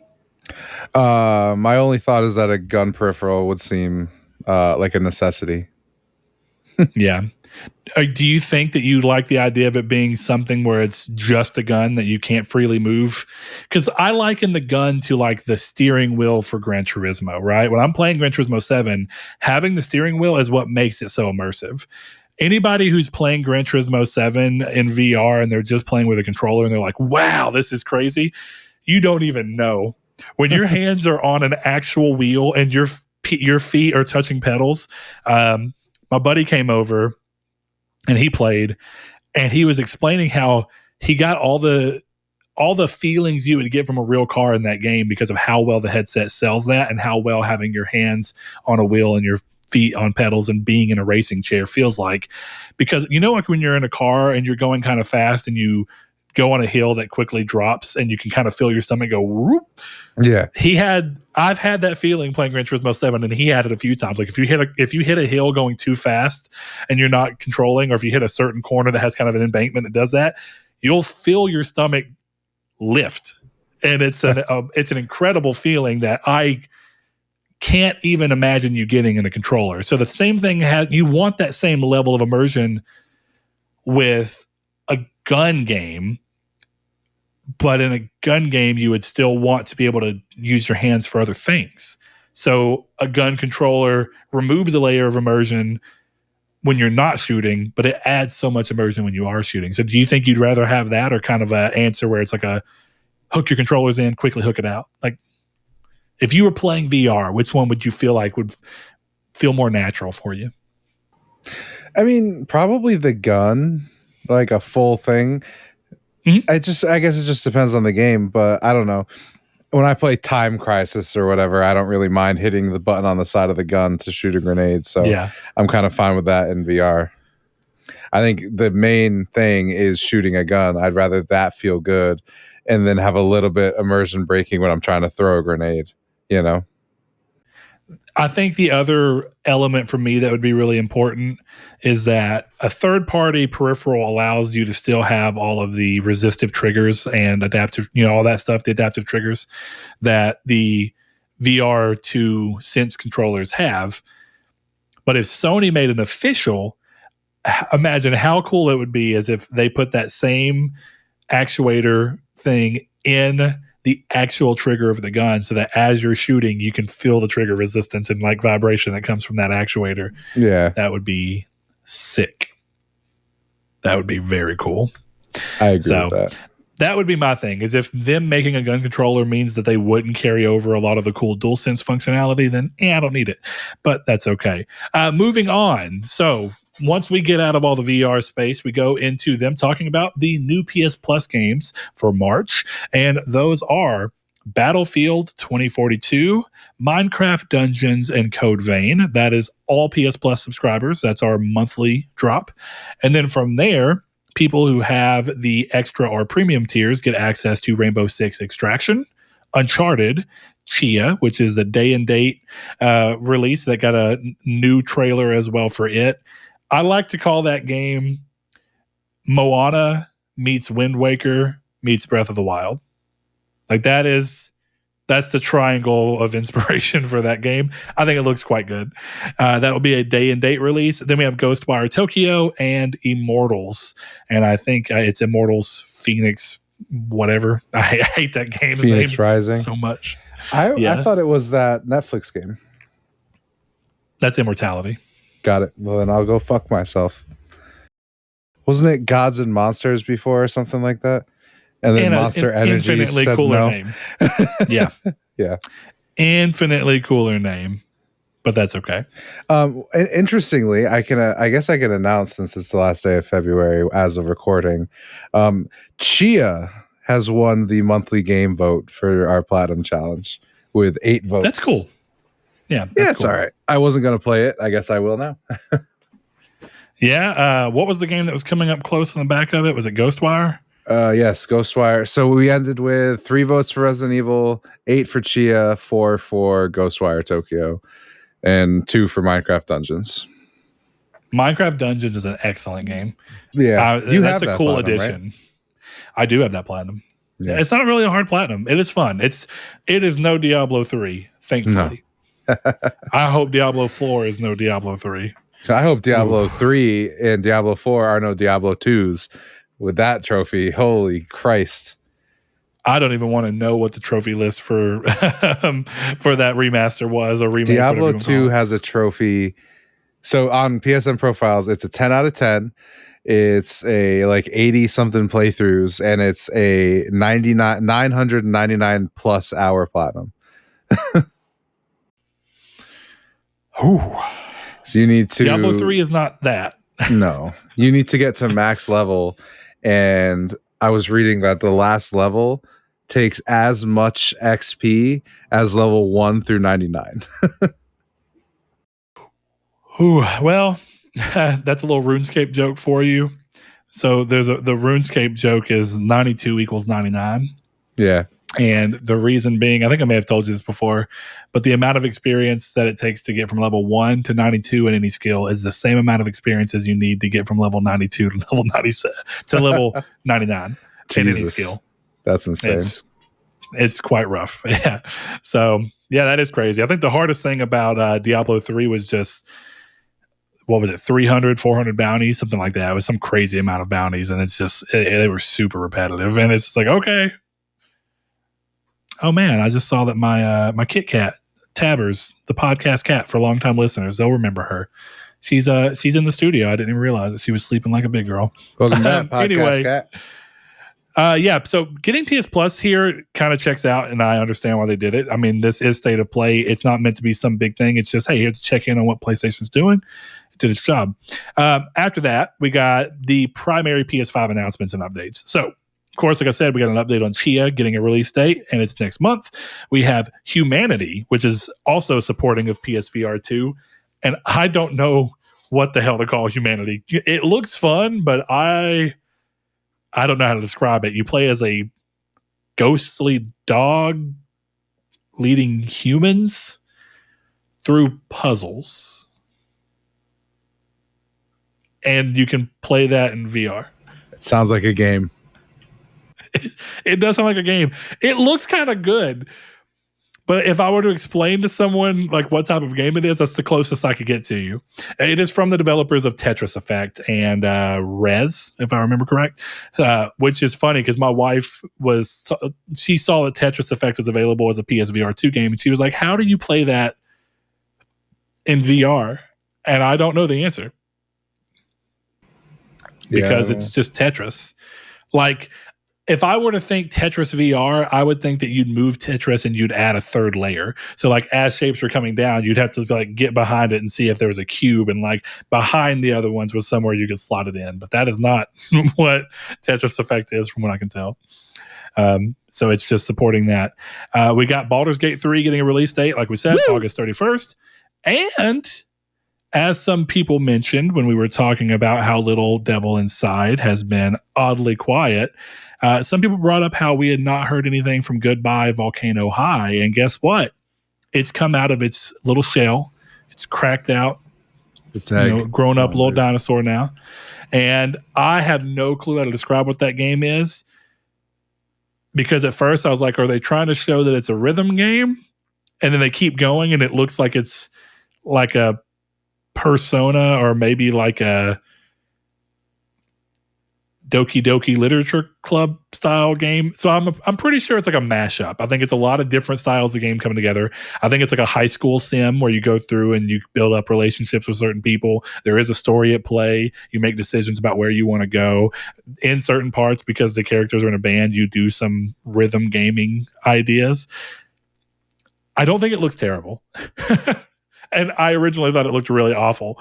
Awful strong. I thought it looked weird and pointless before. At least now I have a better idea. Not saying I'm going to play it, but it's interesting. Chris, do you have any thoughts on Goodbye Volcano High? It looks like a game. It seems interesting, but I honestly don't particularly care for what it seems like it's going for. It just doesn't seem up my alley. Which is interesting because I feel like... easy. I don't know. Well, fair, but I feel like it's kind of like the relationship aspects of games like Persona and those types of games that are fairly common. Those types of mechanics are fairly common in Japanese, role-playing games. Yeah, but furry shit creeps me out. Fair, but I guess I don't consider this furry because they at least are humans. I think what makes furries weird to me, and I'm not judging anybody who's into it, but I'm saying for me, the disconnect I have for it is, as I say always, no kink shaming. Whatever gets you off is your business. Whatever you're into, your business. But I think what makes it different than looking at something where they're just anthropomorphic dinosaurs, because that'd be like you saying that Sly Cooper's weird because Sly Cooper are anthropomorphic animals. Do you think Sly Cooper is odd? Yeah, I mean, a little bit, for sure. So anything that's anthropomorphized as animals is slightly off to you. Yeah. That's at least logically consistent. For me, the thing about furries is that they're clearly not that, but they represent as that fully. And it's like, oh, okay. So if you were to make a game about that, I'd be like, I know there's people in there. that would be the weird part to me, is like, so all of these interactions are happening with people that we know are people underneath this. It's a lot easier for it to hit your palate when you can just go, oh, these are just dinosaurs that can talk. That, for me at least, I'm like, okay, this is like any other anthropomorphized thing. Yeah, I guess the biggest problem with this one for me is that it's Dinosaurs doing human things. That's where it gets weird for me. Okay, but in Sly Cooper, you're walking around, living in houses, robbing from people, going to clubs. I already told you I thought Sly Cooper was weird too. I know, but you're acting like this is so unique. That's all I'm getting at. I'm not. I'm saying that furry shit creeps me out. I didn't play Biomutant. I didn't play Sly Cooper. It's weird. I don't like it. Fair enough. I don't even like that Morgana talks, and she's in one of my favorite games ever. All right, Chris. I learned something about you today. Now I know why you have such bad taste in games. All right, mister. I won't play Persona because it's so long. Coward. I never said Persona was bad because it's so long. I didn't say that. Fair point. Fair point. Continuing on, we got 3 new Street Fighter 6 characters revealed. So that's Cammy, Zangief, I don't know how to even say that, and Lily. Which Lily looks like an entirely new character. I don't think I've ever seen her before. I am not a big Street Fighter buff, but I recognize the other people. So Lily being unrecognizable, I assume she's new to the game. With that, Chris, comes a question, because I think both of us can fairly say that we're not huge in the fighting game situation, right? Would you agree? No, I like fighting games. I mean, I like them. I play some of them, but like, are you intending to play Street Fighter 6? Yeah. Okay, cool. Good answer.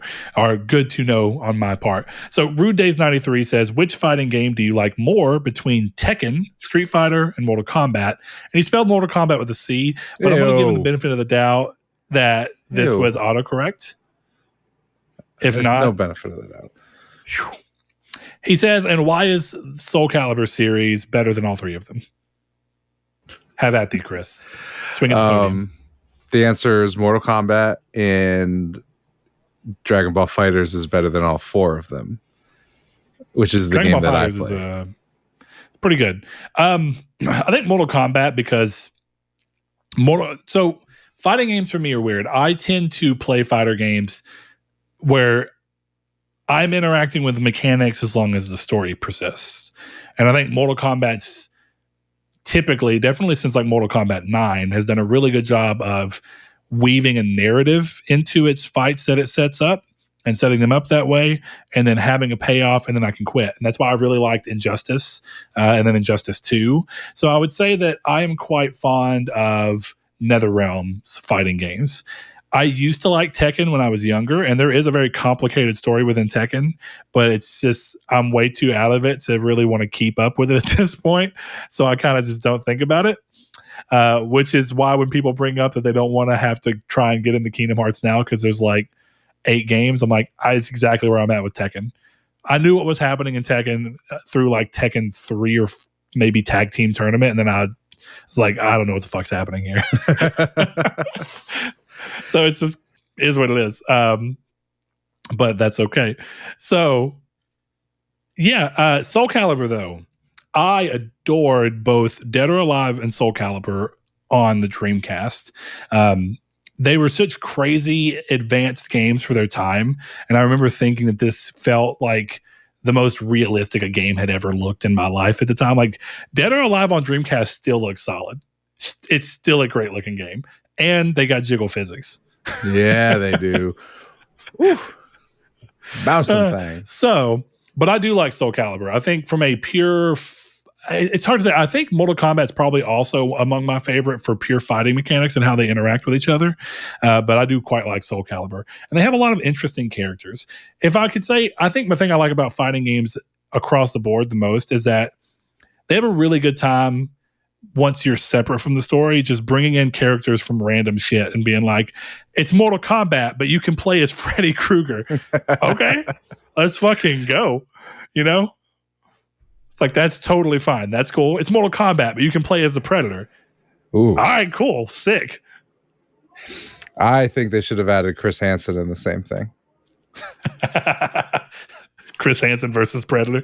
Yeah. Have a seat for me, Predator. That's his finisher move. His fatality would be hilarious. Yeah. Just pulls out a chair. Then And they get arrested. I think the funniest part would be his fatality would be him having the chair and having the guy on the chair and then being like, "You're free to leave," and then your character like gets up and breaks the fourth wall and like walks out of a door and immediately gets tackled to the ground by cops. Like, just Stryker comes out and just knocks him out. Even better if it was if it's Mortal Kombat, if it's Mortal Kombat cops, like Cassie or whatever. It's like, come on, let's just throw Cassie, on there. Jack, Strider, or Stryker. Yeah, incredible stuff. Just have the real world police force come and get Predator. That would be fantastic. It kind of makes me think. You were talking about how Midnight Suns introduced the ability to play with a new character throughout the campaign, but then the campaign gives him lines of dialogue that fit with what's going on. I think it would be really interesting if fighting games did that. Like, hey, we've made a DLC to introduce Freddy Krueger, but now that means Freddy Krueger can be played throughout the story of the game, and we're going to have to introduce people acknowledging Freddy Krueger and Freddy Krueger having his own lines for his motivations within this narrative. That would be hilarious and super difficult. It would be, but I'm here for it. Do it right. Yeah, I'm here for it as well. All right, moving on with the rest of the state of play. We got Resident Evil 4 Remake trailer gave us our first look at Krauser, first demo dropping soon, and Mercenaries confirmed, which is great for people that love that mode. Chris, I know you're big on Resident Evil 4, right? You love that game? Very excited.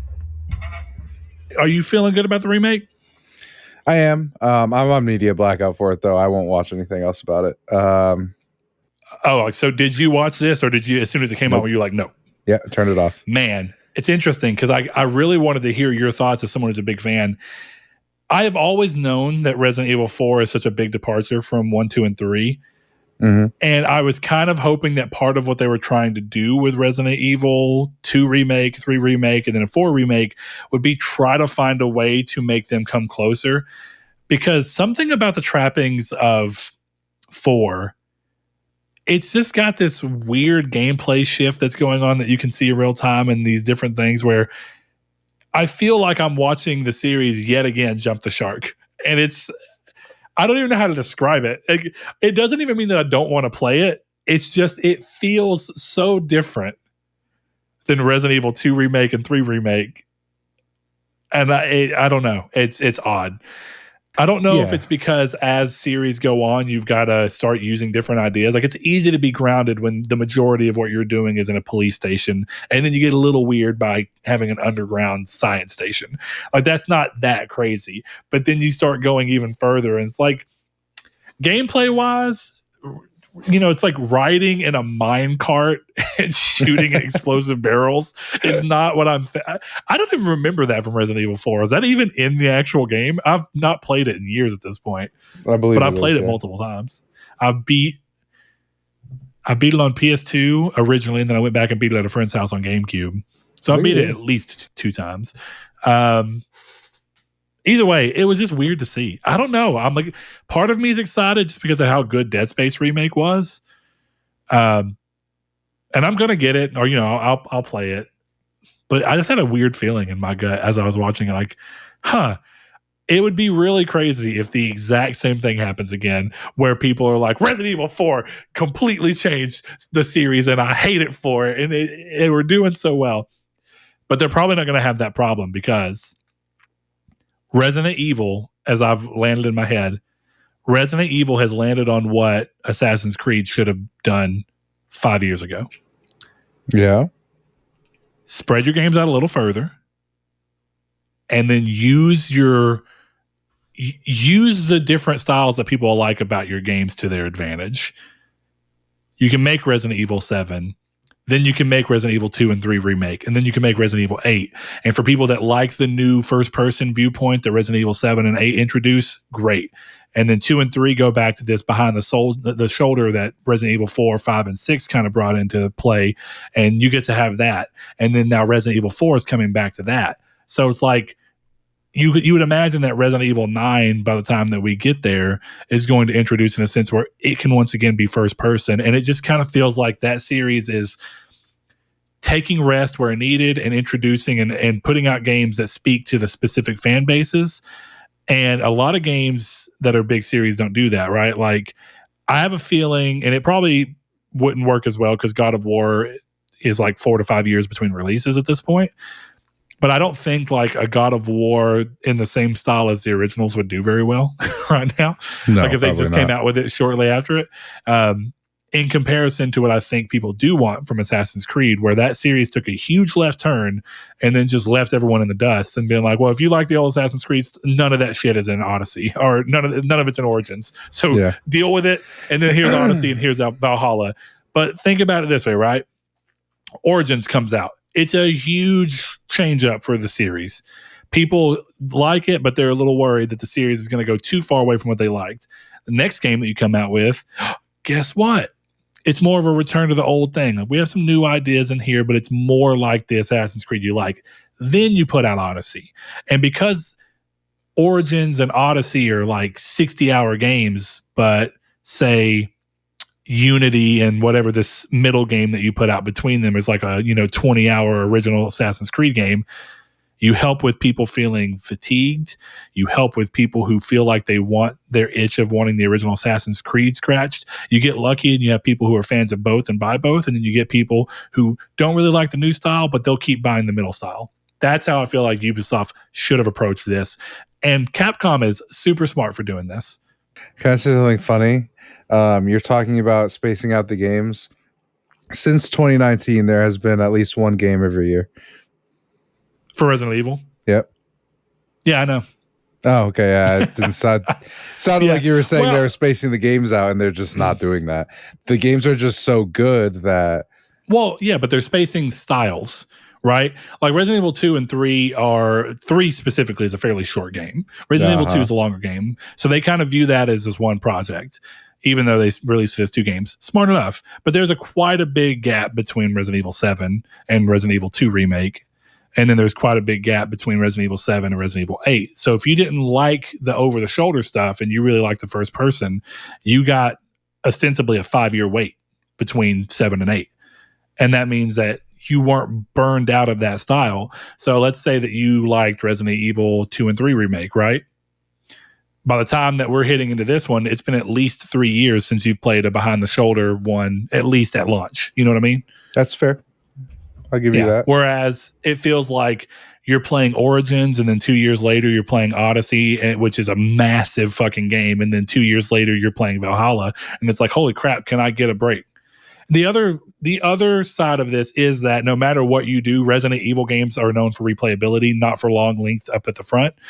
And it is just easier for people to want to play and enjoy a game that's like 8 to 10 hours or 8 to 12 hours, whatever it be, than it is to be like, it's been 2 years and here's another 160-hour Assassin's Creed game. Let's go. You're right. It's like, realistically, there were probably people who were still playing Odyssey and hadn't yet done everything Odyssey had done by the time that they announced Valhalla. And I don't think that's the right move. I don't disagree. Which, what do I know? That's also the idea behind games as a service. Literally play the same game in perpetuity. Forever. People will do it, so. And people do it. People are fickle. So clearly. They are fickle. All right, we got to new trailer for online multiplayer action RPG Wayfinder, which comes to us courtesy of a fantastic studio. But unfortunately, I didn't really think it looked very good. So the...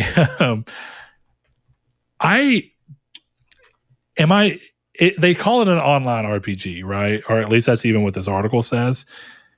But it looks like an MMO, right? It does, yeah. I mean, that's what it is at that point. Anyway, I'm pretty sure it was Airship Syndicate who made that game, if I'm not mistaken. And if so, that is, Wayfinder. Wow, this game's been out since 2021? So it must just be coming to console. Well, hold on. That can't be right because they said it's going in a beta on PS5. Yeah, it must be that they've done it through something else. Either way, doesn't look like my cup of tea. I love their art style, though. And hey, all I know is that I want the guy who does their art, Joe, to return to be part of any of the art they do for what I hope to be the eventual Darksiders conclusion. But we will wait and see. I wish you luck with that one, dog. Yep. All right. For me personally, as not a Naruto fan, the Naruto Boruto Ultimate Ninja Storm connections, I was bored out of my mind. If I'm being dead honest, not for me. Do you have anything you want to say about that one? I don't think that's really your speed either. But hey, you like fighting games, Chris. That might be exactly your speed. No, I don't have too much to say about it, if I'm being honest with you.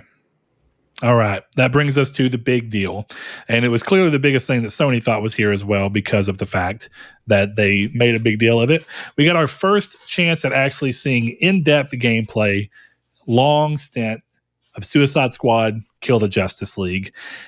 And once again, important to say, the online gamers core Twitter and social media has been quite divisive. Some people are all in and thinking it looks amazing. Other people say that this is all they needed to see to tell them that they don't want to give this game a chance. Chris, I already know you were quite rocky on this, even though we both love Rocksteady for previous games. Mm-hmm. Did you watch this? I did check it out. Yes. Did it move where you were originally standing in any significant way? Did it reaffirm what you thought? It looks... I don't know. I don't know how to explain it because it doesn't necessarily look not fun, but at the same time, I have no interest in ever playing it now. Like if it was a free PS Plus game, or if you bought it, or if Rocksteady is listening right now and wants to send me a code, I would play it then. But I don't know. I don't see myself this year spending the money on it. When does it come out? May? Something like that, yeah. There's just no way. There's other stuff, that's May Resident 26th. Evil's right around there. There's just too much stuff, and this game just doesn't look fun, I guess. I agree with you that as I was watching it, and I was originally being a little more like, it might work. It could work.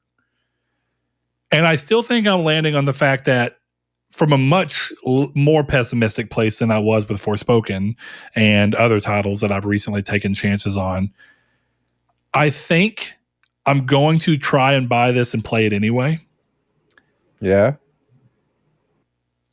But I think the best way to describe it is,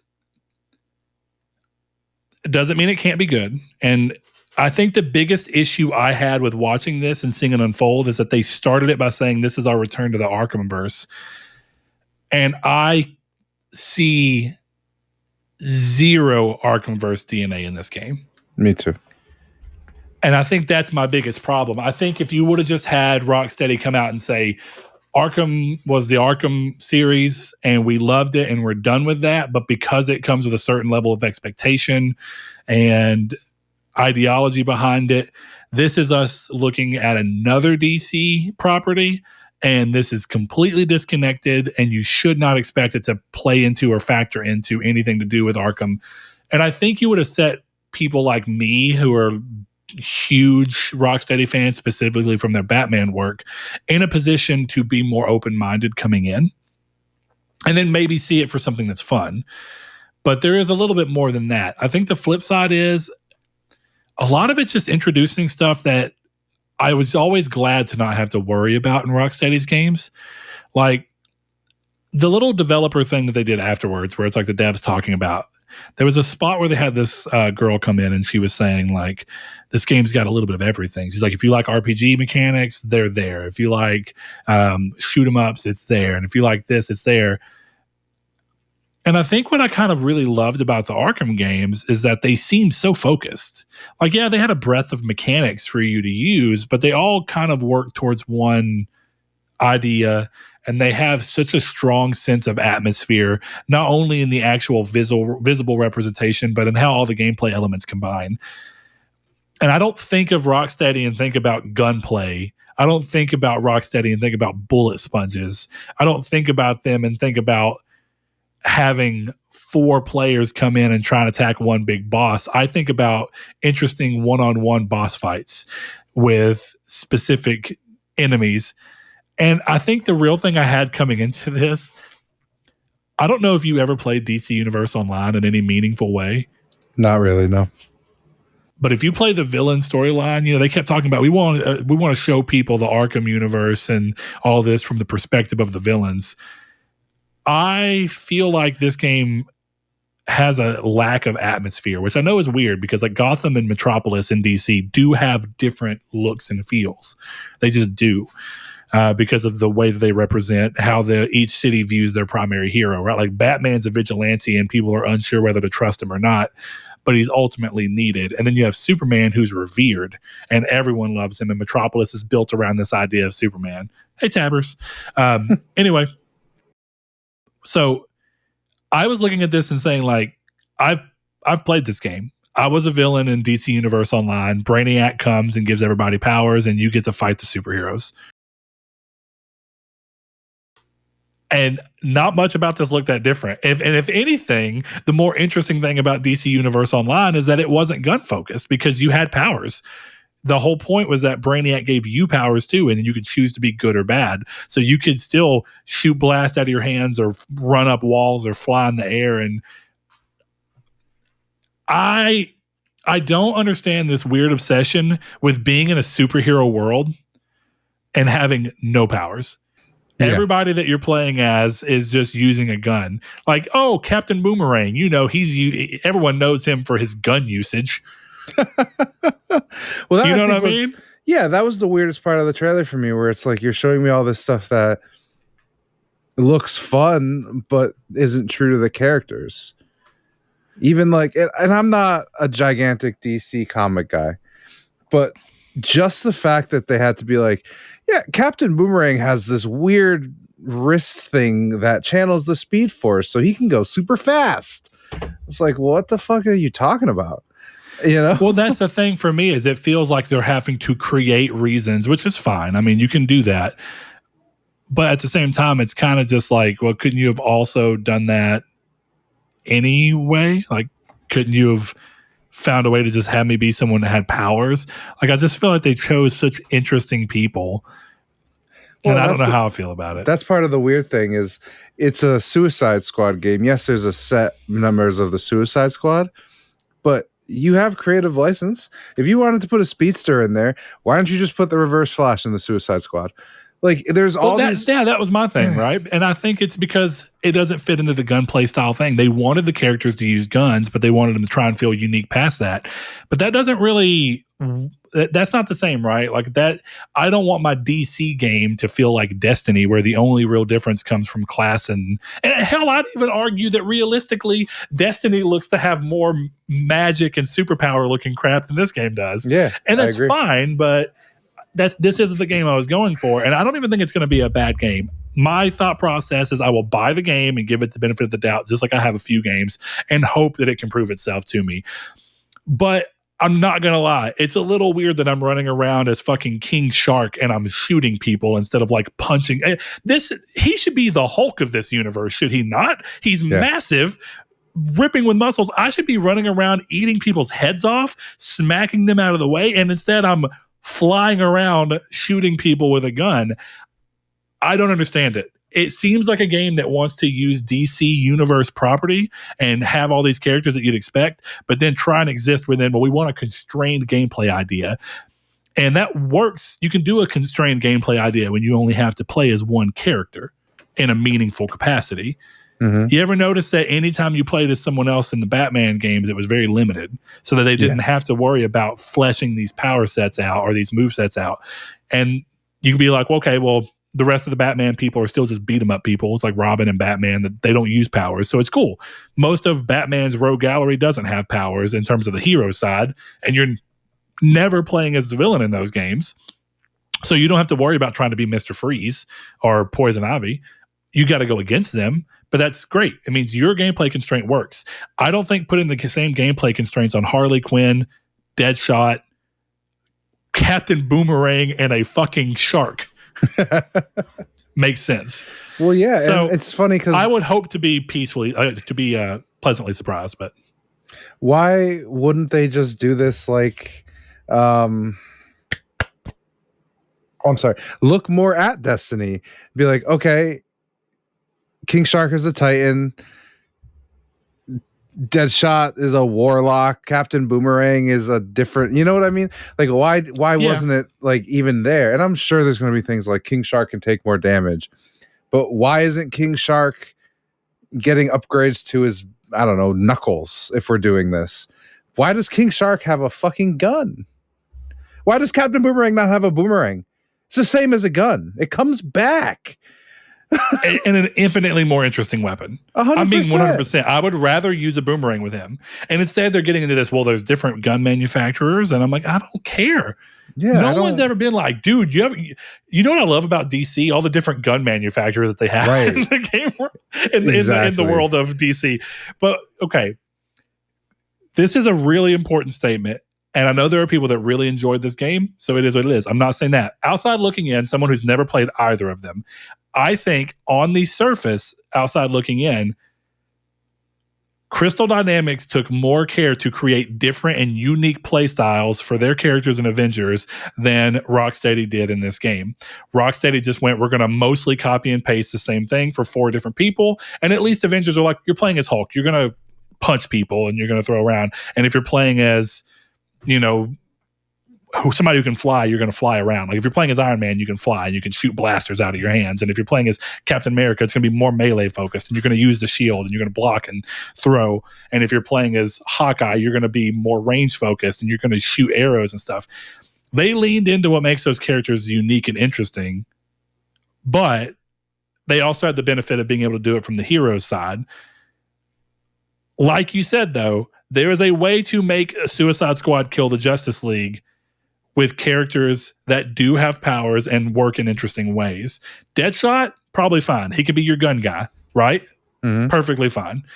He makes sense to come in. Let Captain Boomerang be like a melee-focused dude who like uses his boomerang to hit you, but then he also has some ranged option by being able to throw out his boomerang and come back. Awesome. Have Reverse Flash. He's your speedster type character. You can literally have a story reason as to why Reverse Flash wants to fucking kill the Flash. Yes. And then and then it's even more surprising that Diana is wanting to work with the Suicide Squad when it's made up of people like Reverse Flash and not just, you know, these kind of minor side, because like a lot of these people are like non-known, and that's fine. You know, as Marvel has shown, you can make smaller comic book characters relevant if you're smart with it. So Captain Boomerang can be pulled up. But Harley Quinn, as much as I love her, is just, she's the sidekick to the Joker. The Joker is the interesting one out of the two of them. And she's only interesting insofar as she plays off of the Joker and Batman. I don't think she's an exceedingly interesting character on her own. And I'd be curious to see if they can make her in this. But we'll see. Yeah. I'm going to give it time. I'm going to look at more gameplay. I will probably buy it just to see. But hey, if you get it, we'll both play it. It's not there. We'll see. But that does wrap up everything that they showed. And that comes to the question, Chris, do you share the sentiment that some people do that's come from this as being this state of play was too far from the last one? It didn't have any meaningful updates, and that realistically at this point, we do not need state of plays from Sony. We need a PlayStation showcase. Do you agree with that? And separately, if we look at this for what it is, which is a state of play, do you think this was a good, bad, or just completely reasonable state of play? Sony set expectations properly. I feel like if you were disappointed, it's entirely your fault. Because I mean, and I saw stuff like they're going to announce, excuse me. I saw stuff like, oh, they're going to announce the Metal Gear Solid collection remastered at this event. I'm like, you guys are setting yourself up. Sony clearly needs state of plays because I'm sure there's marketing stuff that goes into this. I mean, there is. That's what Jeff Grubb was saying, he said that before E3 we're getting a showcase. And he said state of play specifically. No, he said showcase in June. Yeah, okay. Sorry, I thought you meant he was saying there would be a state of play before June, is what I was getting at. Before, okay. So he was saying that, and he was saying that The devs weren't ready last year. They're ready now. It's the second phase of PS5 showcase. But this stuff is still important, as he said, and as should be obvious, for marketing deals. You know, this was clearly Sony's got an in with Suicide Squad Kill the Justice League, and they're giving them a place to show it. And this is a great place to announce the PS Plus games. It's a great place to announce Chia's release date and Goodbye Volcano High's release date. This is one of those, it's again, I've used this a lot, but it's another monkey's paw thing where it's like, okay, you wanted to see games, you want to see games at a showcase, but if they'd shown this at a showcase, everyone would be calling the showcase terrible. So you get a state of play that Sony warned you was going to be PSVR focused, Suicide Squad focused, and a couple third-party announcements. That is exactly what we got. I would just caution people to stop getting overhyped for state of plays.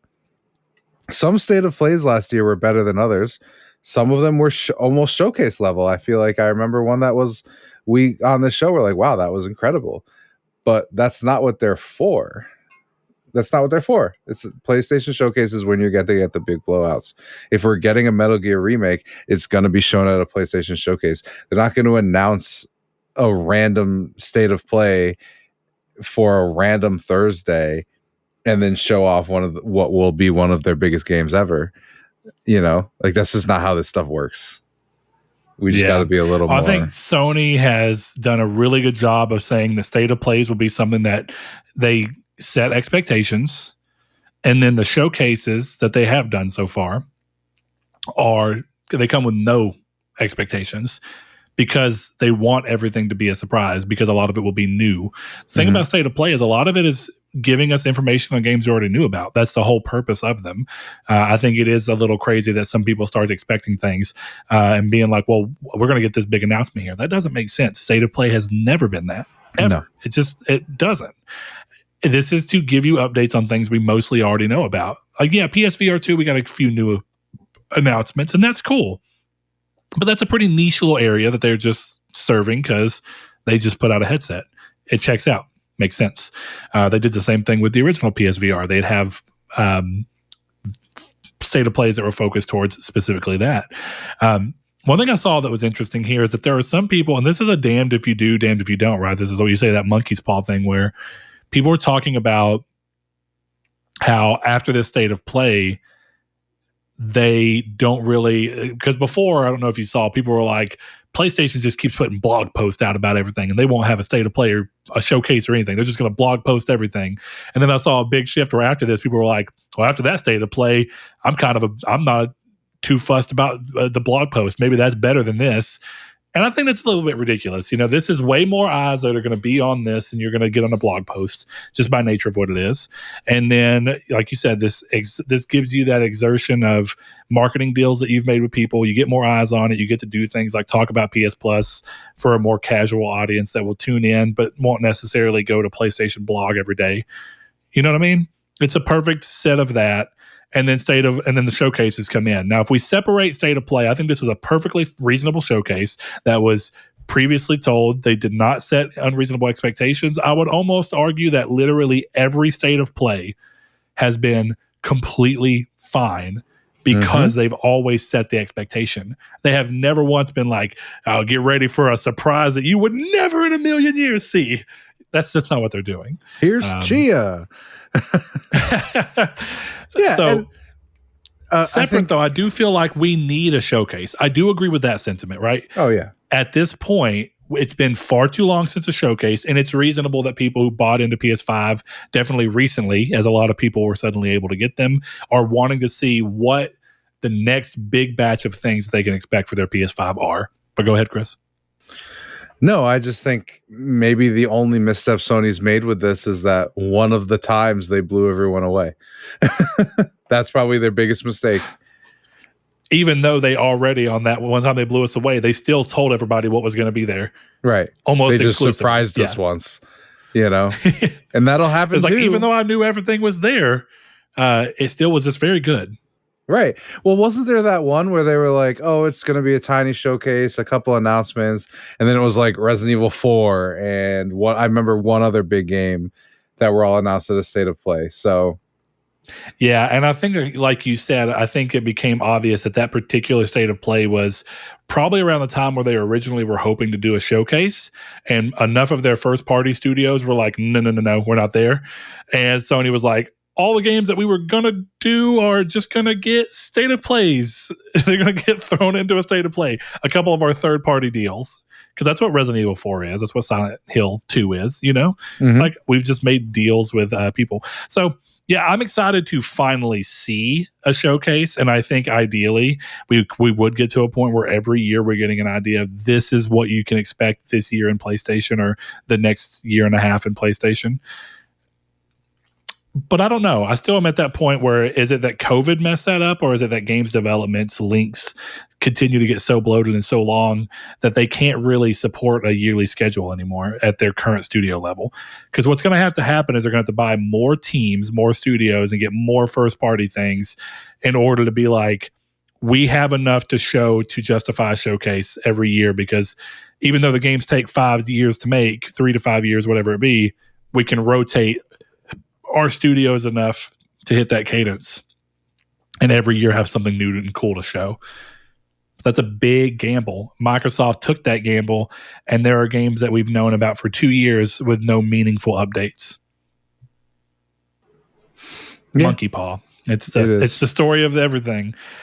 Even if you excel the one time, it's going to fall short somewhere else. Someone's not going to be excited or happy. My real curiosity is once we get a showcase, what is going to be the reaction? Is it going to be like, it's been so long that you just like absolutely love it and nobody wants to tear it down? Or have people if people on Twitter and this little bubble sphere are so soured on PlayStation and it's just in this spiral of negativity that it won't be good enough either. You know what I mean? I do.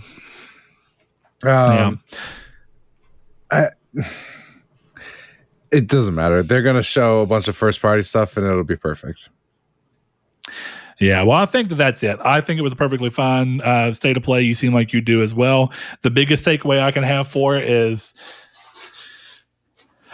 I may have placed a little too much trust in Suicide Squad in terms of my own enjoyment of it. That has been shaken a little bit, but I'm willing to give it a chance. Let's wrap this show up, Chris. Let's catch all the questions that we did not get to in the main episode. So with that, we have one from Jehudi MD. Of course, one of our patrons, as we mentioned. He came up, and it's more of a statement than anything, but it is kind of a question as well. He says, some podcast ago, Chris Figg said something about Avengers being played like Guardians of the Galaxy. I would take it further. Why has no studio been able to replicate the Mass Effect trilogy in terms of character, setting, story, and gameplay? I would love to play an Avengers game done in the style of a Mass Effect game. So he's saying take that idea of Mass Effect being large and having an ensemble, but take the Avengers property and put it within that casing. Chris, since this was your remark, take it away, man. What are your thoughts here? I mean, I think the reason that I don't think you're going to get it in an Avengers game is because the thing about, well, I guess, I don't know. I'm thinking because this thing about Mass Effect is it's a blank slate character, and I don't know how you do a blank slate character in a video game that could replicate Shepard. Like, how do you make the leader be an unknown? And they do it in Midnight Suns, but I think Midnight Suns' biggest problem is that the story is extremely boring. And one of the problems for me was that Hero is just a nothing. You know, he's got a backstory, he's got a story, but it wasn't interesting. Like I said, that game is entirely carried by gameplay. I skipped every cutscene. So yeah, I think that's the big challenge where I could have seen like a new franchise doing a Mass Effect thing. Yeah, but I don't see it with a superhero game. I would rather see Guardians of the Galaxy than them trying to do that. Unless you're going to tell me like the first game is honestly, actually, now that I think of it, the first game is Tony Stark starting the Avengers. The second game is Tony Stark going on missions with his crewmates to gain their loyalty before they go on a suicide mission to space. And then the third game is Thanos is about to kill everybody. You know, it's very easy to actually make the game in my head now that I've said all that, but yeah, but the thing I think that separates Mass Effect, right? Because he talks about characters, story, those two things in particular. When you try and put them into an existing universe, you talk about Shepard being a blank slate character, and the reason that works is because part of the reason that people love Mass Effect so much is that you can make decisions for a character that doesn't exist outside of who you've created. Right. And the problem with that is in the Avengers, are you going to tell me that the Avengers just add some random hero that no one's ever actually known or met, and you're just going to be... It'd be like, you know how The Boys has random new heroes all the time coming into the 8 or whatever they're called, the 7, whatever they are. Yeah, so I don't think you'd expect that from there, right? It would feel weird, like you talk about with Midnight Suns, bringing a nobody in and being like, well, why wouldn't this be a character we already know? Mm-hmm. But the moment you make it a character you know, then you take the ability to make meaningful decisions out, because you can't do things that are out of the character that exists. You can't be like, oh, I'm playing as Tony Stark, and now it's giving me a chance to make a choice. But if I make this choice, this is a clearly not Tony Stark-like choice. You know what I'm saying? I do, yeah. And like Guardians of the Galaxy does do that, right? They do attempts making choices. And if you really want to get there, Jehudi, I'd say Guardians of the Galaxy, if it does end up getting another game, which I don't know, but if it were to, it might be this, because Guardians does try and allow you to make decisions, but they can't be so crazy that they exist outside of the scope of what you'd expect that character to do. So part of it is knowing that, like, Guardians leans on the somewhat uneasy alliance of all the people that are on that ship, to where you can have a decision like throw Rocket across this chasm or wait for Groot to try and find some way to create a bridge. That seems like an innocuous decision in some ways, but in other ways it feels like what's a character decision, right? Because it's saying whether or not Peter is a mean person. Is he doing things at the expense of other people to get things done, or is he waiting? And that is important, and that's what the game's bringing up. But thankfully, Rocket and him and everyone on the ship have a very tenuous relationship. So you can see why Peter would make that decision for someone he's not close with. But once they've been together for a while, now you can't do that again, right? Because now that I've played that game, I can see no reason why Peter, as the character that he is within that story, would make that decision. I don't think he would throw Rocket, because now they're too close. You get what I'm saying? It's a small decision, but it's indicative of blank slate characters work more because you have flexibility to make drastically different decisions, because they're not beholden to an existing thought process of a character. And when you try and move too far out of that, you get like the, once again, online response, but at least this bled well outside of Twitter. I saw this even on Facebook from people who are my high school friends. Velma, that new show on HBO Max, a lot of people were talking about how that show was just characters by name and appearance only, and that everything else that made those characters what they were was completely sacrificed for trying to do something unique and interesting within that world. But what's the purpose of doing something unique and interesting with a set of characters if you're not making those characters anything like what those established characters are? If you suddenly make a Batman thing and Batman is just killing people left and right and saying fuck everybody, but it's still supposed to be Bruce Wayne, you're going to be like, well, this doesn't make any fucking sense at all. So, yeah. I mean, I feel like now that we've talked about it a little more, honestly, the single best way to do this is to focus on one character, right? If Spider-Man 1 was about Peter fighting Doc Ock, Spider-Man 2 was like, Peter's acting a little different. And Spider-Man 3 is like, holy shit, Doc Ock did a certain something to Peter, and now we have to figure this the fuck out. you know what I'm saying. I think you've read the arc. I don't want to spoil it. It's a great arc. Yeah, dude. But doing a superior, that would be crazy in the game. Wouldn't that be awesome though? If they were like, okay, we can't do a Mass Effect thing, but we can make an RPG with Peter or with someone in Peter's orbit, and then we just see Peter changing throughout the series until, hey, we're going to finish off the Superior Spider-Man arc. That is a way to do it, but as of now, I don't know how you make something in the spirit of Mass Effect personally. Yeah, I think that's what it is. It's the spirit of Mass Effect. I think the closest you're going to get to a Marvel property getting the spirit of Mass Effect has already been made, and that was Guardians. Yeah.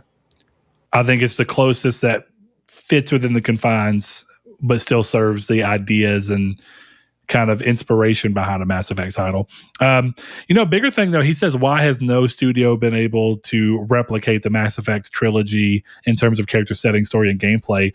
So I think he's also positing that separate from Avengers, he just doesn't feel like any other studio has quite hit that cadence. Would you agree with that?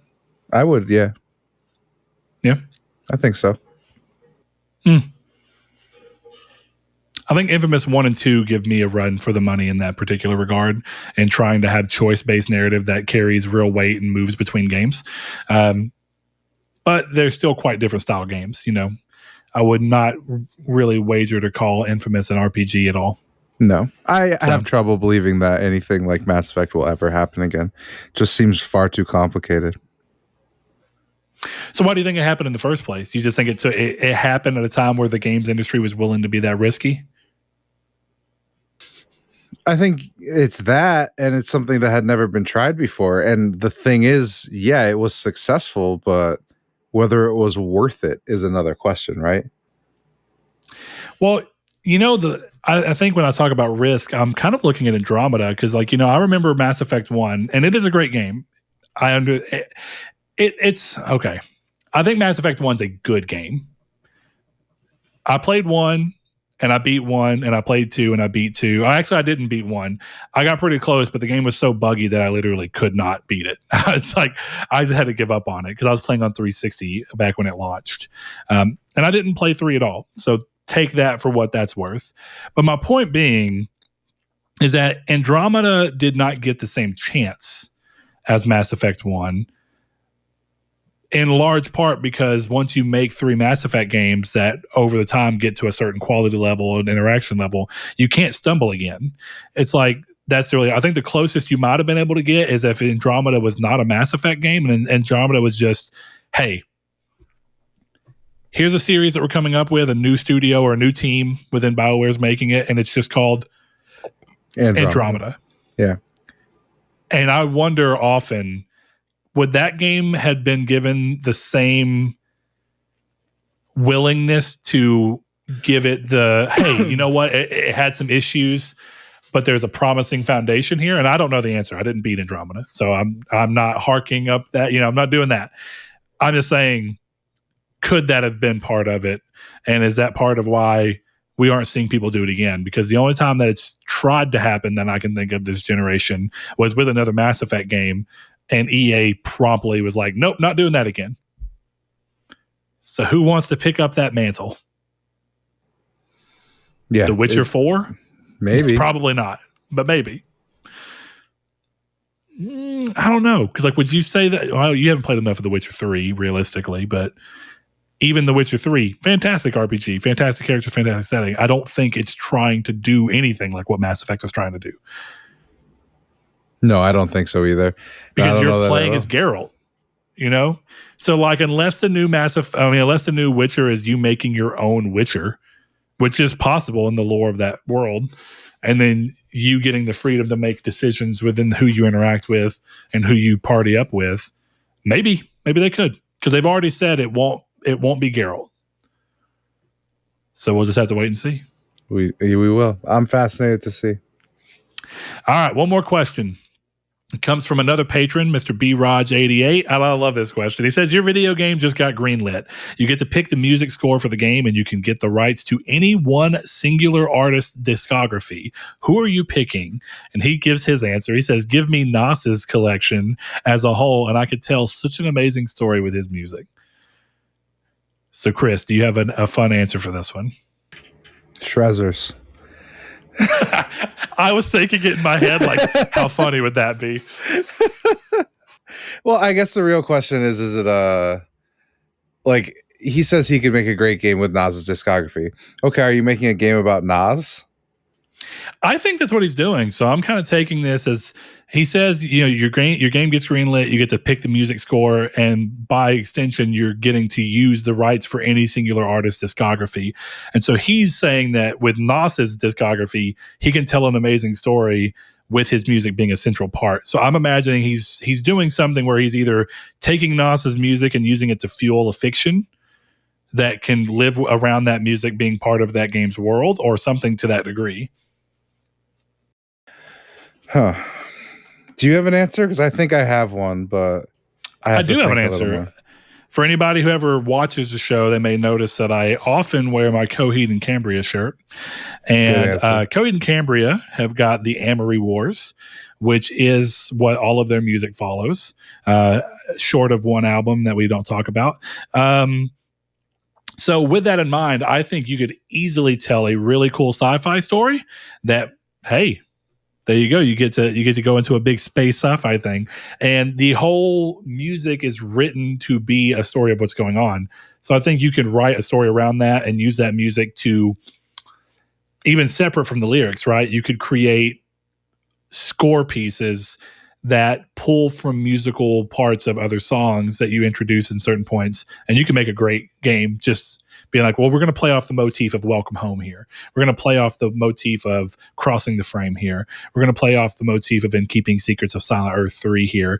And we're going to be telling story parts that are in line with what's happening during those parts of that story. And I think that could be really cool. So yeah, that's my answer. Coheed's and I think a good answer. that throwing in there, just because of the fact that the books are like graphic novels that they go in line with them, I would want it to have Infamous 2 style cutscenes where sometimes they're full blown, but sometimes they're like little comic panels that are moving around, and that would be super sick. All right, I've got 3 answers. You went from no answers to 3. All right, let's go. Yeah, because one feels really lame, because I would just say Tenacious D. That's not lame though. That's so good. It is, but then I would just be retelling Pick of Destiny. So, well, there's more Tenacious D than just Pick of Destiny. True. But yeah, fair point. We'll get you Daddy could Ding also Dong in a game. Yeah, exactly. I was about to say you could have Daddy Ding Dong in a game. He'll rip your dick off. He'll stop. My second one, I think, would be Ghost. See, now I've never gotten super big into Ghosts, which is funny because I have one of their vinyls just sitting in my vinyl thing because I got it as a buy two get one free Odd Topic in like 2014, 15. Mm-hmm. Never listened to them. But I do know that their music has got like it's very thematic around it, right? It's got like lore. He plays a character, like right, his character within Ghost is a thing, yeah. And then I'll go with a band I've never listened to, but I'm kind of surprised you didn't say because you have recommended this band for this specific reason. And the answer's got to be Gwar, right? I've watched some of their music videos, and Gwar it seems would perfect. Be amazing, but here's the thing: Gwar would be amazing for me. I think Coheed would be larger. It'd be more successful on a large scale because it's sci-fi in a broad sense. Whereas Gwar is sci-fi through the lens of satire. And it's kind of like what you talk about with Tenacious D, right? You'd be pointing at a very specific audience. Yes. But it would be amazing. Dude, I would make a game where you're Gwar and you're going through. I would honestly make a game where the series of it is that you go from Gwar when they do the Go to Hell space opera album and you go through all that stuff. And then as they make their way out of hell and come back to Earth and they start leaving because they're getting tired of their imprisonment on Earth and how they're bound to that planet, and go up, and then you have the follow-up game be all the events of Lust in Space, which is the album right after Go to Hell. And that would be I'll give you so good. A bonus one. I got a bonus one. I've gone to 4 now. I've got 4. I could actually keep going because you could do a good one with Tool. Would be a good game, good band for that. Be interesting. But okay, here's my pitch. It's a Persona-like JRPG based around romance, starring Kiss.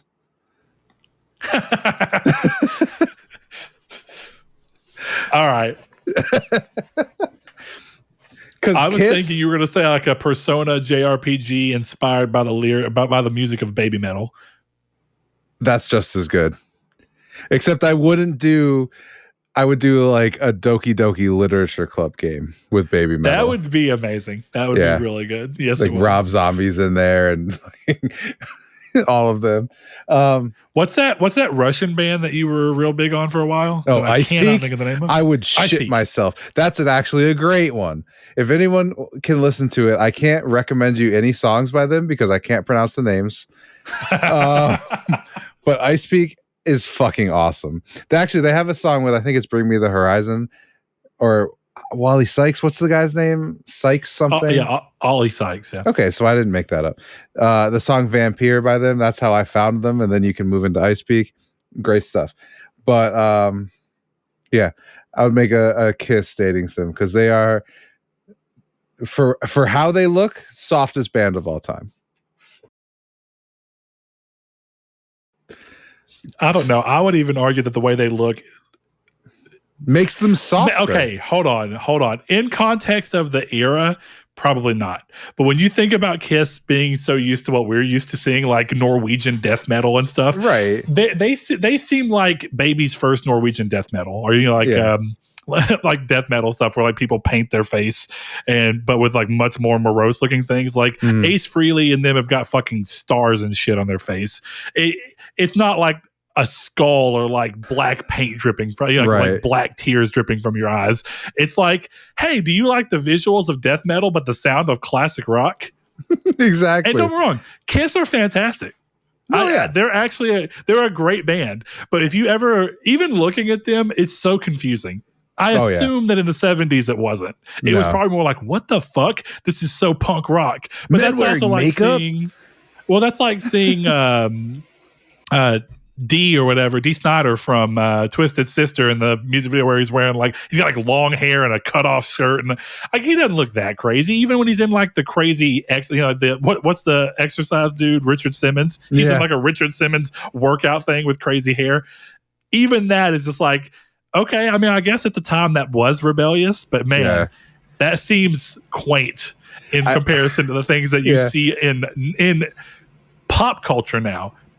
You know what I mean? It's like in pop culture now, you see Lil Nas X doing his stuff, and it's like at one point in time, Kiss was considered like the whole country, at least for America, right? Like this is the worst thing ever, and this is rebellion, and that was not considered mainstream. And now you have Lil Nas X, twerking on the devil in the mainstream, and I don't give a fuck what he does. I just think that it's interesting to view modern things like that through the lens of what like Tipper Gore and stuff was thinking in like the 80s. It's like, what the hell? The fucked up part is the longer we talk about this, I come up with better answers. Like, okay, here's one. You remember Octodad? 100% great game. Yeah. So I would make a Beatles game in the style of Octodad. But you're the walrus? No. What you are is Paul McCartney's replacement if he really had died. And you have to spend the whole game pretending to be Paul McCartney. And that's the whole game. I've got one final answer, then we're going to wrap it up. Just because you've inspired me with all your extra answers. If we're not going to go with the ones we've already talked about, then my last submission here would be 9 Inch Nails' Year Zero. You could use their whole discography, but Year Zero in particular is already a concept album, and it talks about like a kind of dystopic future world. And I think that of all the bands we've talked about, we haven't really talked about one that's, besides Ice Peak, even then, we haven't talked about one that's very industrial sounding, where it's like a lot of electronic sounds clashing with real instrumentation. So in that sense, I think that having a real glitch heavy style sci-fi thing set in the world would be really cool for the music of 9 Inch Nails. And plus Trent Reznor's, he does all sorts of music for all sorts of things now. Mm-hmm. Trent Reznor is a great answer because then you just have background music. Yeah, Not background music, but a scores. Like you have scores. Yeah, you like, genuinely have scores. And what's funny is like you can actually just use 9 Inch Nails albums because they have those ghost albums that they put out where it's like no lyrics, it's all music, and you can just have your game set to that, and you can just try and play off of the emotional resonance of the song. So that could be fun. I like that question. That was fun, dude. If someone, I know I said we can wrap it up, but because you've put Guar in my head, if Tim Schafer were to come up and say, let's revisit the idea of Brutal Legend, but we're going to do it with Guar. Because like last time they used Jack Black, right? And they kind of play off of that. If Double Fine came and Tim Schafer was like, we're going to make a Guar style game, a Guar game in the style of Brutal Legend, that would be so fucking cool. It would be. I got to hit up Tim Schafer and be like, before you retire, I need you to make this happen. I don't know what it takes. I don't care. Make it happen. Man, that would be like, you ever think about things you'd do if you just got like exorbitantly rich? Yeah, I know exactly what like a lot of people talk. A lot of people are like, if I won the lottery, this is what I do. I'm not even kidding. If I won the lottery, after like my house which is already paid off, after I just like spruce certain parts of it up so that it would last for another 100 years if I'm lucky. Like, make sure I got a brand new roof, fix any weird things, change little things, pay my car off, maybe buy a brand new one that will last, for a good chunk. I would, no joke, go and be like, I want to just be an investor. I want to find a game studio that I like, and I want to be like, let's talk games. And let's see if we can come up with something together that I think sounds cool. And I just want to give you money. If it's successful, that's awesome. But at this point, I just like, if I could go to Tim Schafer and was like, bro, do you like Guar? And he was like, of course. And I was like, would you be interested in making a Guar game? And we can put in memory of Odorous Arungus. And he'd be like, 100%. I'd be like, let's fucking go. And I would just give them the money, which I guess wouldn't work now because they're owned by Microsoft. But Yeah, I was gonna say you're making an Xbox exclusive. Then I think if it happens, I'll play it on Xbox. we're just going now, but I think if I had unlimited money, I would end up. My thing would always be that I would just pay artists to make songs together that I want to hear. Like dead ass. Like I would go and I'd be like, okay, I want a Kendrick Lamar, Taylor Swift, Courtney LaPlante song. Go. How much do I have to pay you three to just sit in the studio together for a week? Yeah, I don't give a shit what you guys make as long as it's fun. I would be like, you get bonuses for how much I like the song, right? If it becomes my favorite song, you're in. And that's super easy. Could you imagine that song, right? You got Kendrick Lamar verses, and then there's like the Taylor Swift verse, there's the Courtney LaPlante verse, and the chorus is like Taylor layered on top of Courtney. I'm super into that. I'm here for this.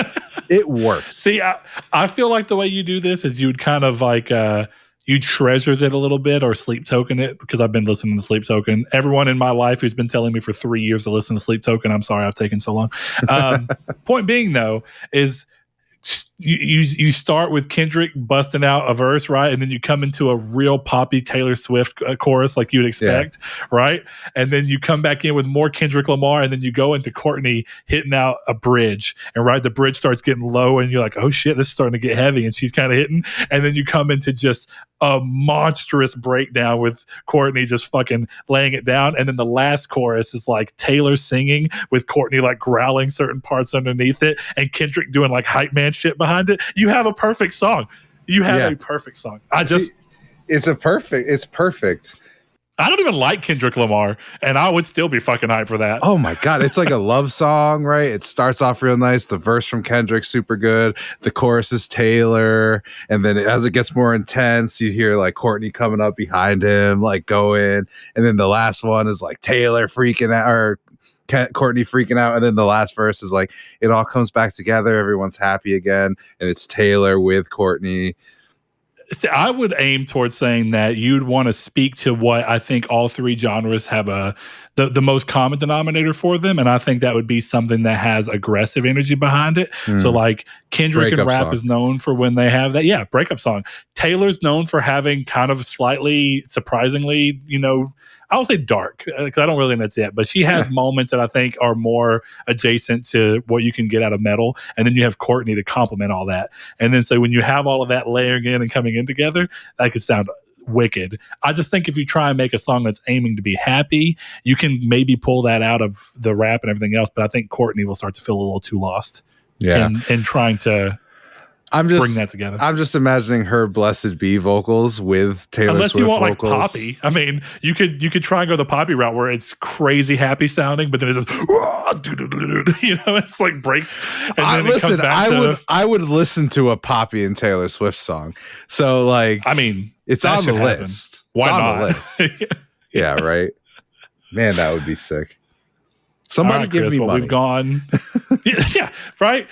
Okay, Chris, hear me out. Become a patron so I can make this happen. If you want to hear this wild fever dream Kendrick Lamar, Taylor Swift, Courtney LaPlante song, by the way, listen to Spirit Box. Also listen to Treasures. Yep.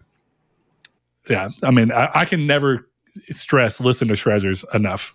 Yeah, trust me. Listen to Treasures. Trust Listen Brett, to Emoji because I King. trusted Brett, and now it's the only thing we listen to in my kitchen. So it's pretty great. That's what I'm talking about. Blessed be. Going up. Blessed be. All that said, Chris, me and you should once a month we should just buy lottery tickets. Okay. Like, because people always say, if I ever won the lottery, and I say that shit all the time, and I have never bought a lottery ticket. No, I won't. I don't even know how to do it. You go to a gas station. I don't even know.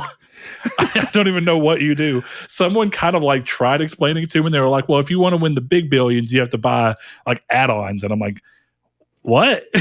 I don't know how that works, but yeah, we can't win that lottery unless we're actually trying to play it. Yeah, that's true. But I could also just burn my money. So, well, the way I like to think of it is, I know I waste at least $20 a week. Right, okay. Like on shit that I don't really need. So if once a month I spent $20 on whatever that is, right? I don't know. $20 may not get you anywhere in a scratch off, not a scratch off, but an actual lottery ticket. But you'll never know. Well, at that point, you're just wasting $40 once a month. So but that's not that bad. No, it's not. You're right. I only bring that up because, like, whenever I used to work in the restaurant industry, I feel like it's really prevalent there. We had a cook, David, nice dude. I loved him. He was super sweet. But he would always complain about not having enough money. And then when payday came around, the first thing you'd see this man doing is going and spending like a couple $100s on scratch offs. And every now and then he'd win. And one time he won like $5,000. But I'm like, how much money did you spend to eventually get to this $5,000? Like, and you're constantly saying how you need more money. And as soon as you get paid, you spend so much money on potential money. Oh, but yeah. I had a guy like that with gambling. It's insane. Well, the only gambling I do is the occasional Yu-Gi-Oh pack. That's fair. And I got real lucky. I got a $105 card the other day. Oh, shit. Well, there you go. Why don't you gamble on people listening to the end of the show and subscribing to our Patreon? I will gamble on that. So if you want to be part of the community's take that we've yet to tell you, you can head over to our social media at Triangle SQRD on Twitter. You can find us in Facebook on the group Triangle Squared, a PlayStation podcast, or you can click down in the link in the description below, whether you're watching this on YouTube or listening on podcast services, and you can find the link to our Discord. Chris, we have not come up with what we want our thing to be. I feel like at this point, we spent so much time on this music thing. We got to pull this music thing out. Like, right? You get greenlit. You can use any band stuff. Let's go. Yeah. Do you want it to be that, or do you want it to be something a little more serious, like will a game ever match Mass Effect again? I want you to give me the band that you want to see play the funeral for the Xbox Series S. And why you think the Xbox Series S is going to die. Is it because of subscription services? Is it because it's a potato? Or is it because you really want to see Tenacious D play at the funeral for the Xbox Series S? That's the only reason. That's the only reason. No, in all seriousness, I like the music thing. I like the fun communities takes. So, yeah, I do too. Those are pretty wild. So, hey, B. Raj, Thank you, sir. We appreciate giving a question that led to some long, ridiculous conversations. So we hope that those of you who stick around for these things enjoy that. We know not everyone does. Some people want these to be more informative, and we appreciate that. So as we've started doing timestamps, in case you haven't realized, we hope those have been something that have been helpful for those of you who like to get in and listen to what you find interesting. But with that being said, head over to patreon.com/Nartech. Give as little as $1 per month to support the show if you feel like you can. If you can, we are very thankful. It helps us do a lot, like keep the show running without having to dig into our own pockets or worry. Helps keep up with any equipment that we need and any costs that come from hosting the show or whatever it be. Tune in next week when we're going to have a guest in. I will announce that soon. I have already confirmed it, but I want to give room just in case something changes before I go shouting it out. So with all that said, before we give a shout out to our wonderful patrons who have already given us so much, I would like to remind everyone, play forever, folks. This has been Triangle Squared, episode 296. Chris, thank you for joining me, sir. You're welcome. Thanks for having me, dog. Absolutely. And we will see you guys next week for 297. Huge shout out to our patrons: Spencer, Brandon Edwards, Savoy Prime, Alex, Barry Rogers, Stingray X, It's a Sin to Win, aka Sean, Aztec King, Lechion69, The Lord Corgi, Salvador Garcia, Hammond Egger, Bailey Robertson, Mark Schutz, Cypher Primus, Kyle Grimm, Rude Days 93, Kevin Bacon Bits, Christopher, Danny Villalobos, Jehudi MD, No Fate, Josh Ayers, Derek Porter, Donovan Williams, Constantly Kenny, Matthew Green, and Sean Sanderud. Thanks to each and every one of you. We'll see you next week. Bye.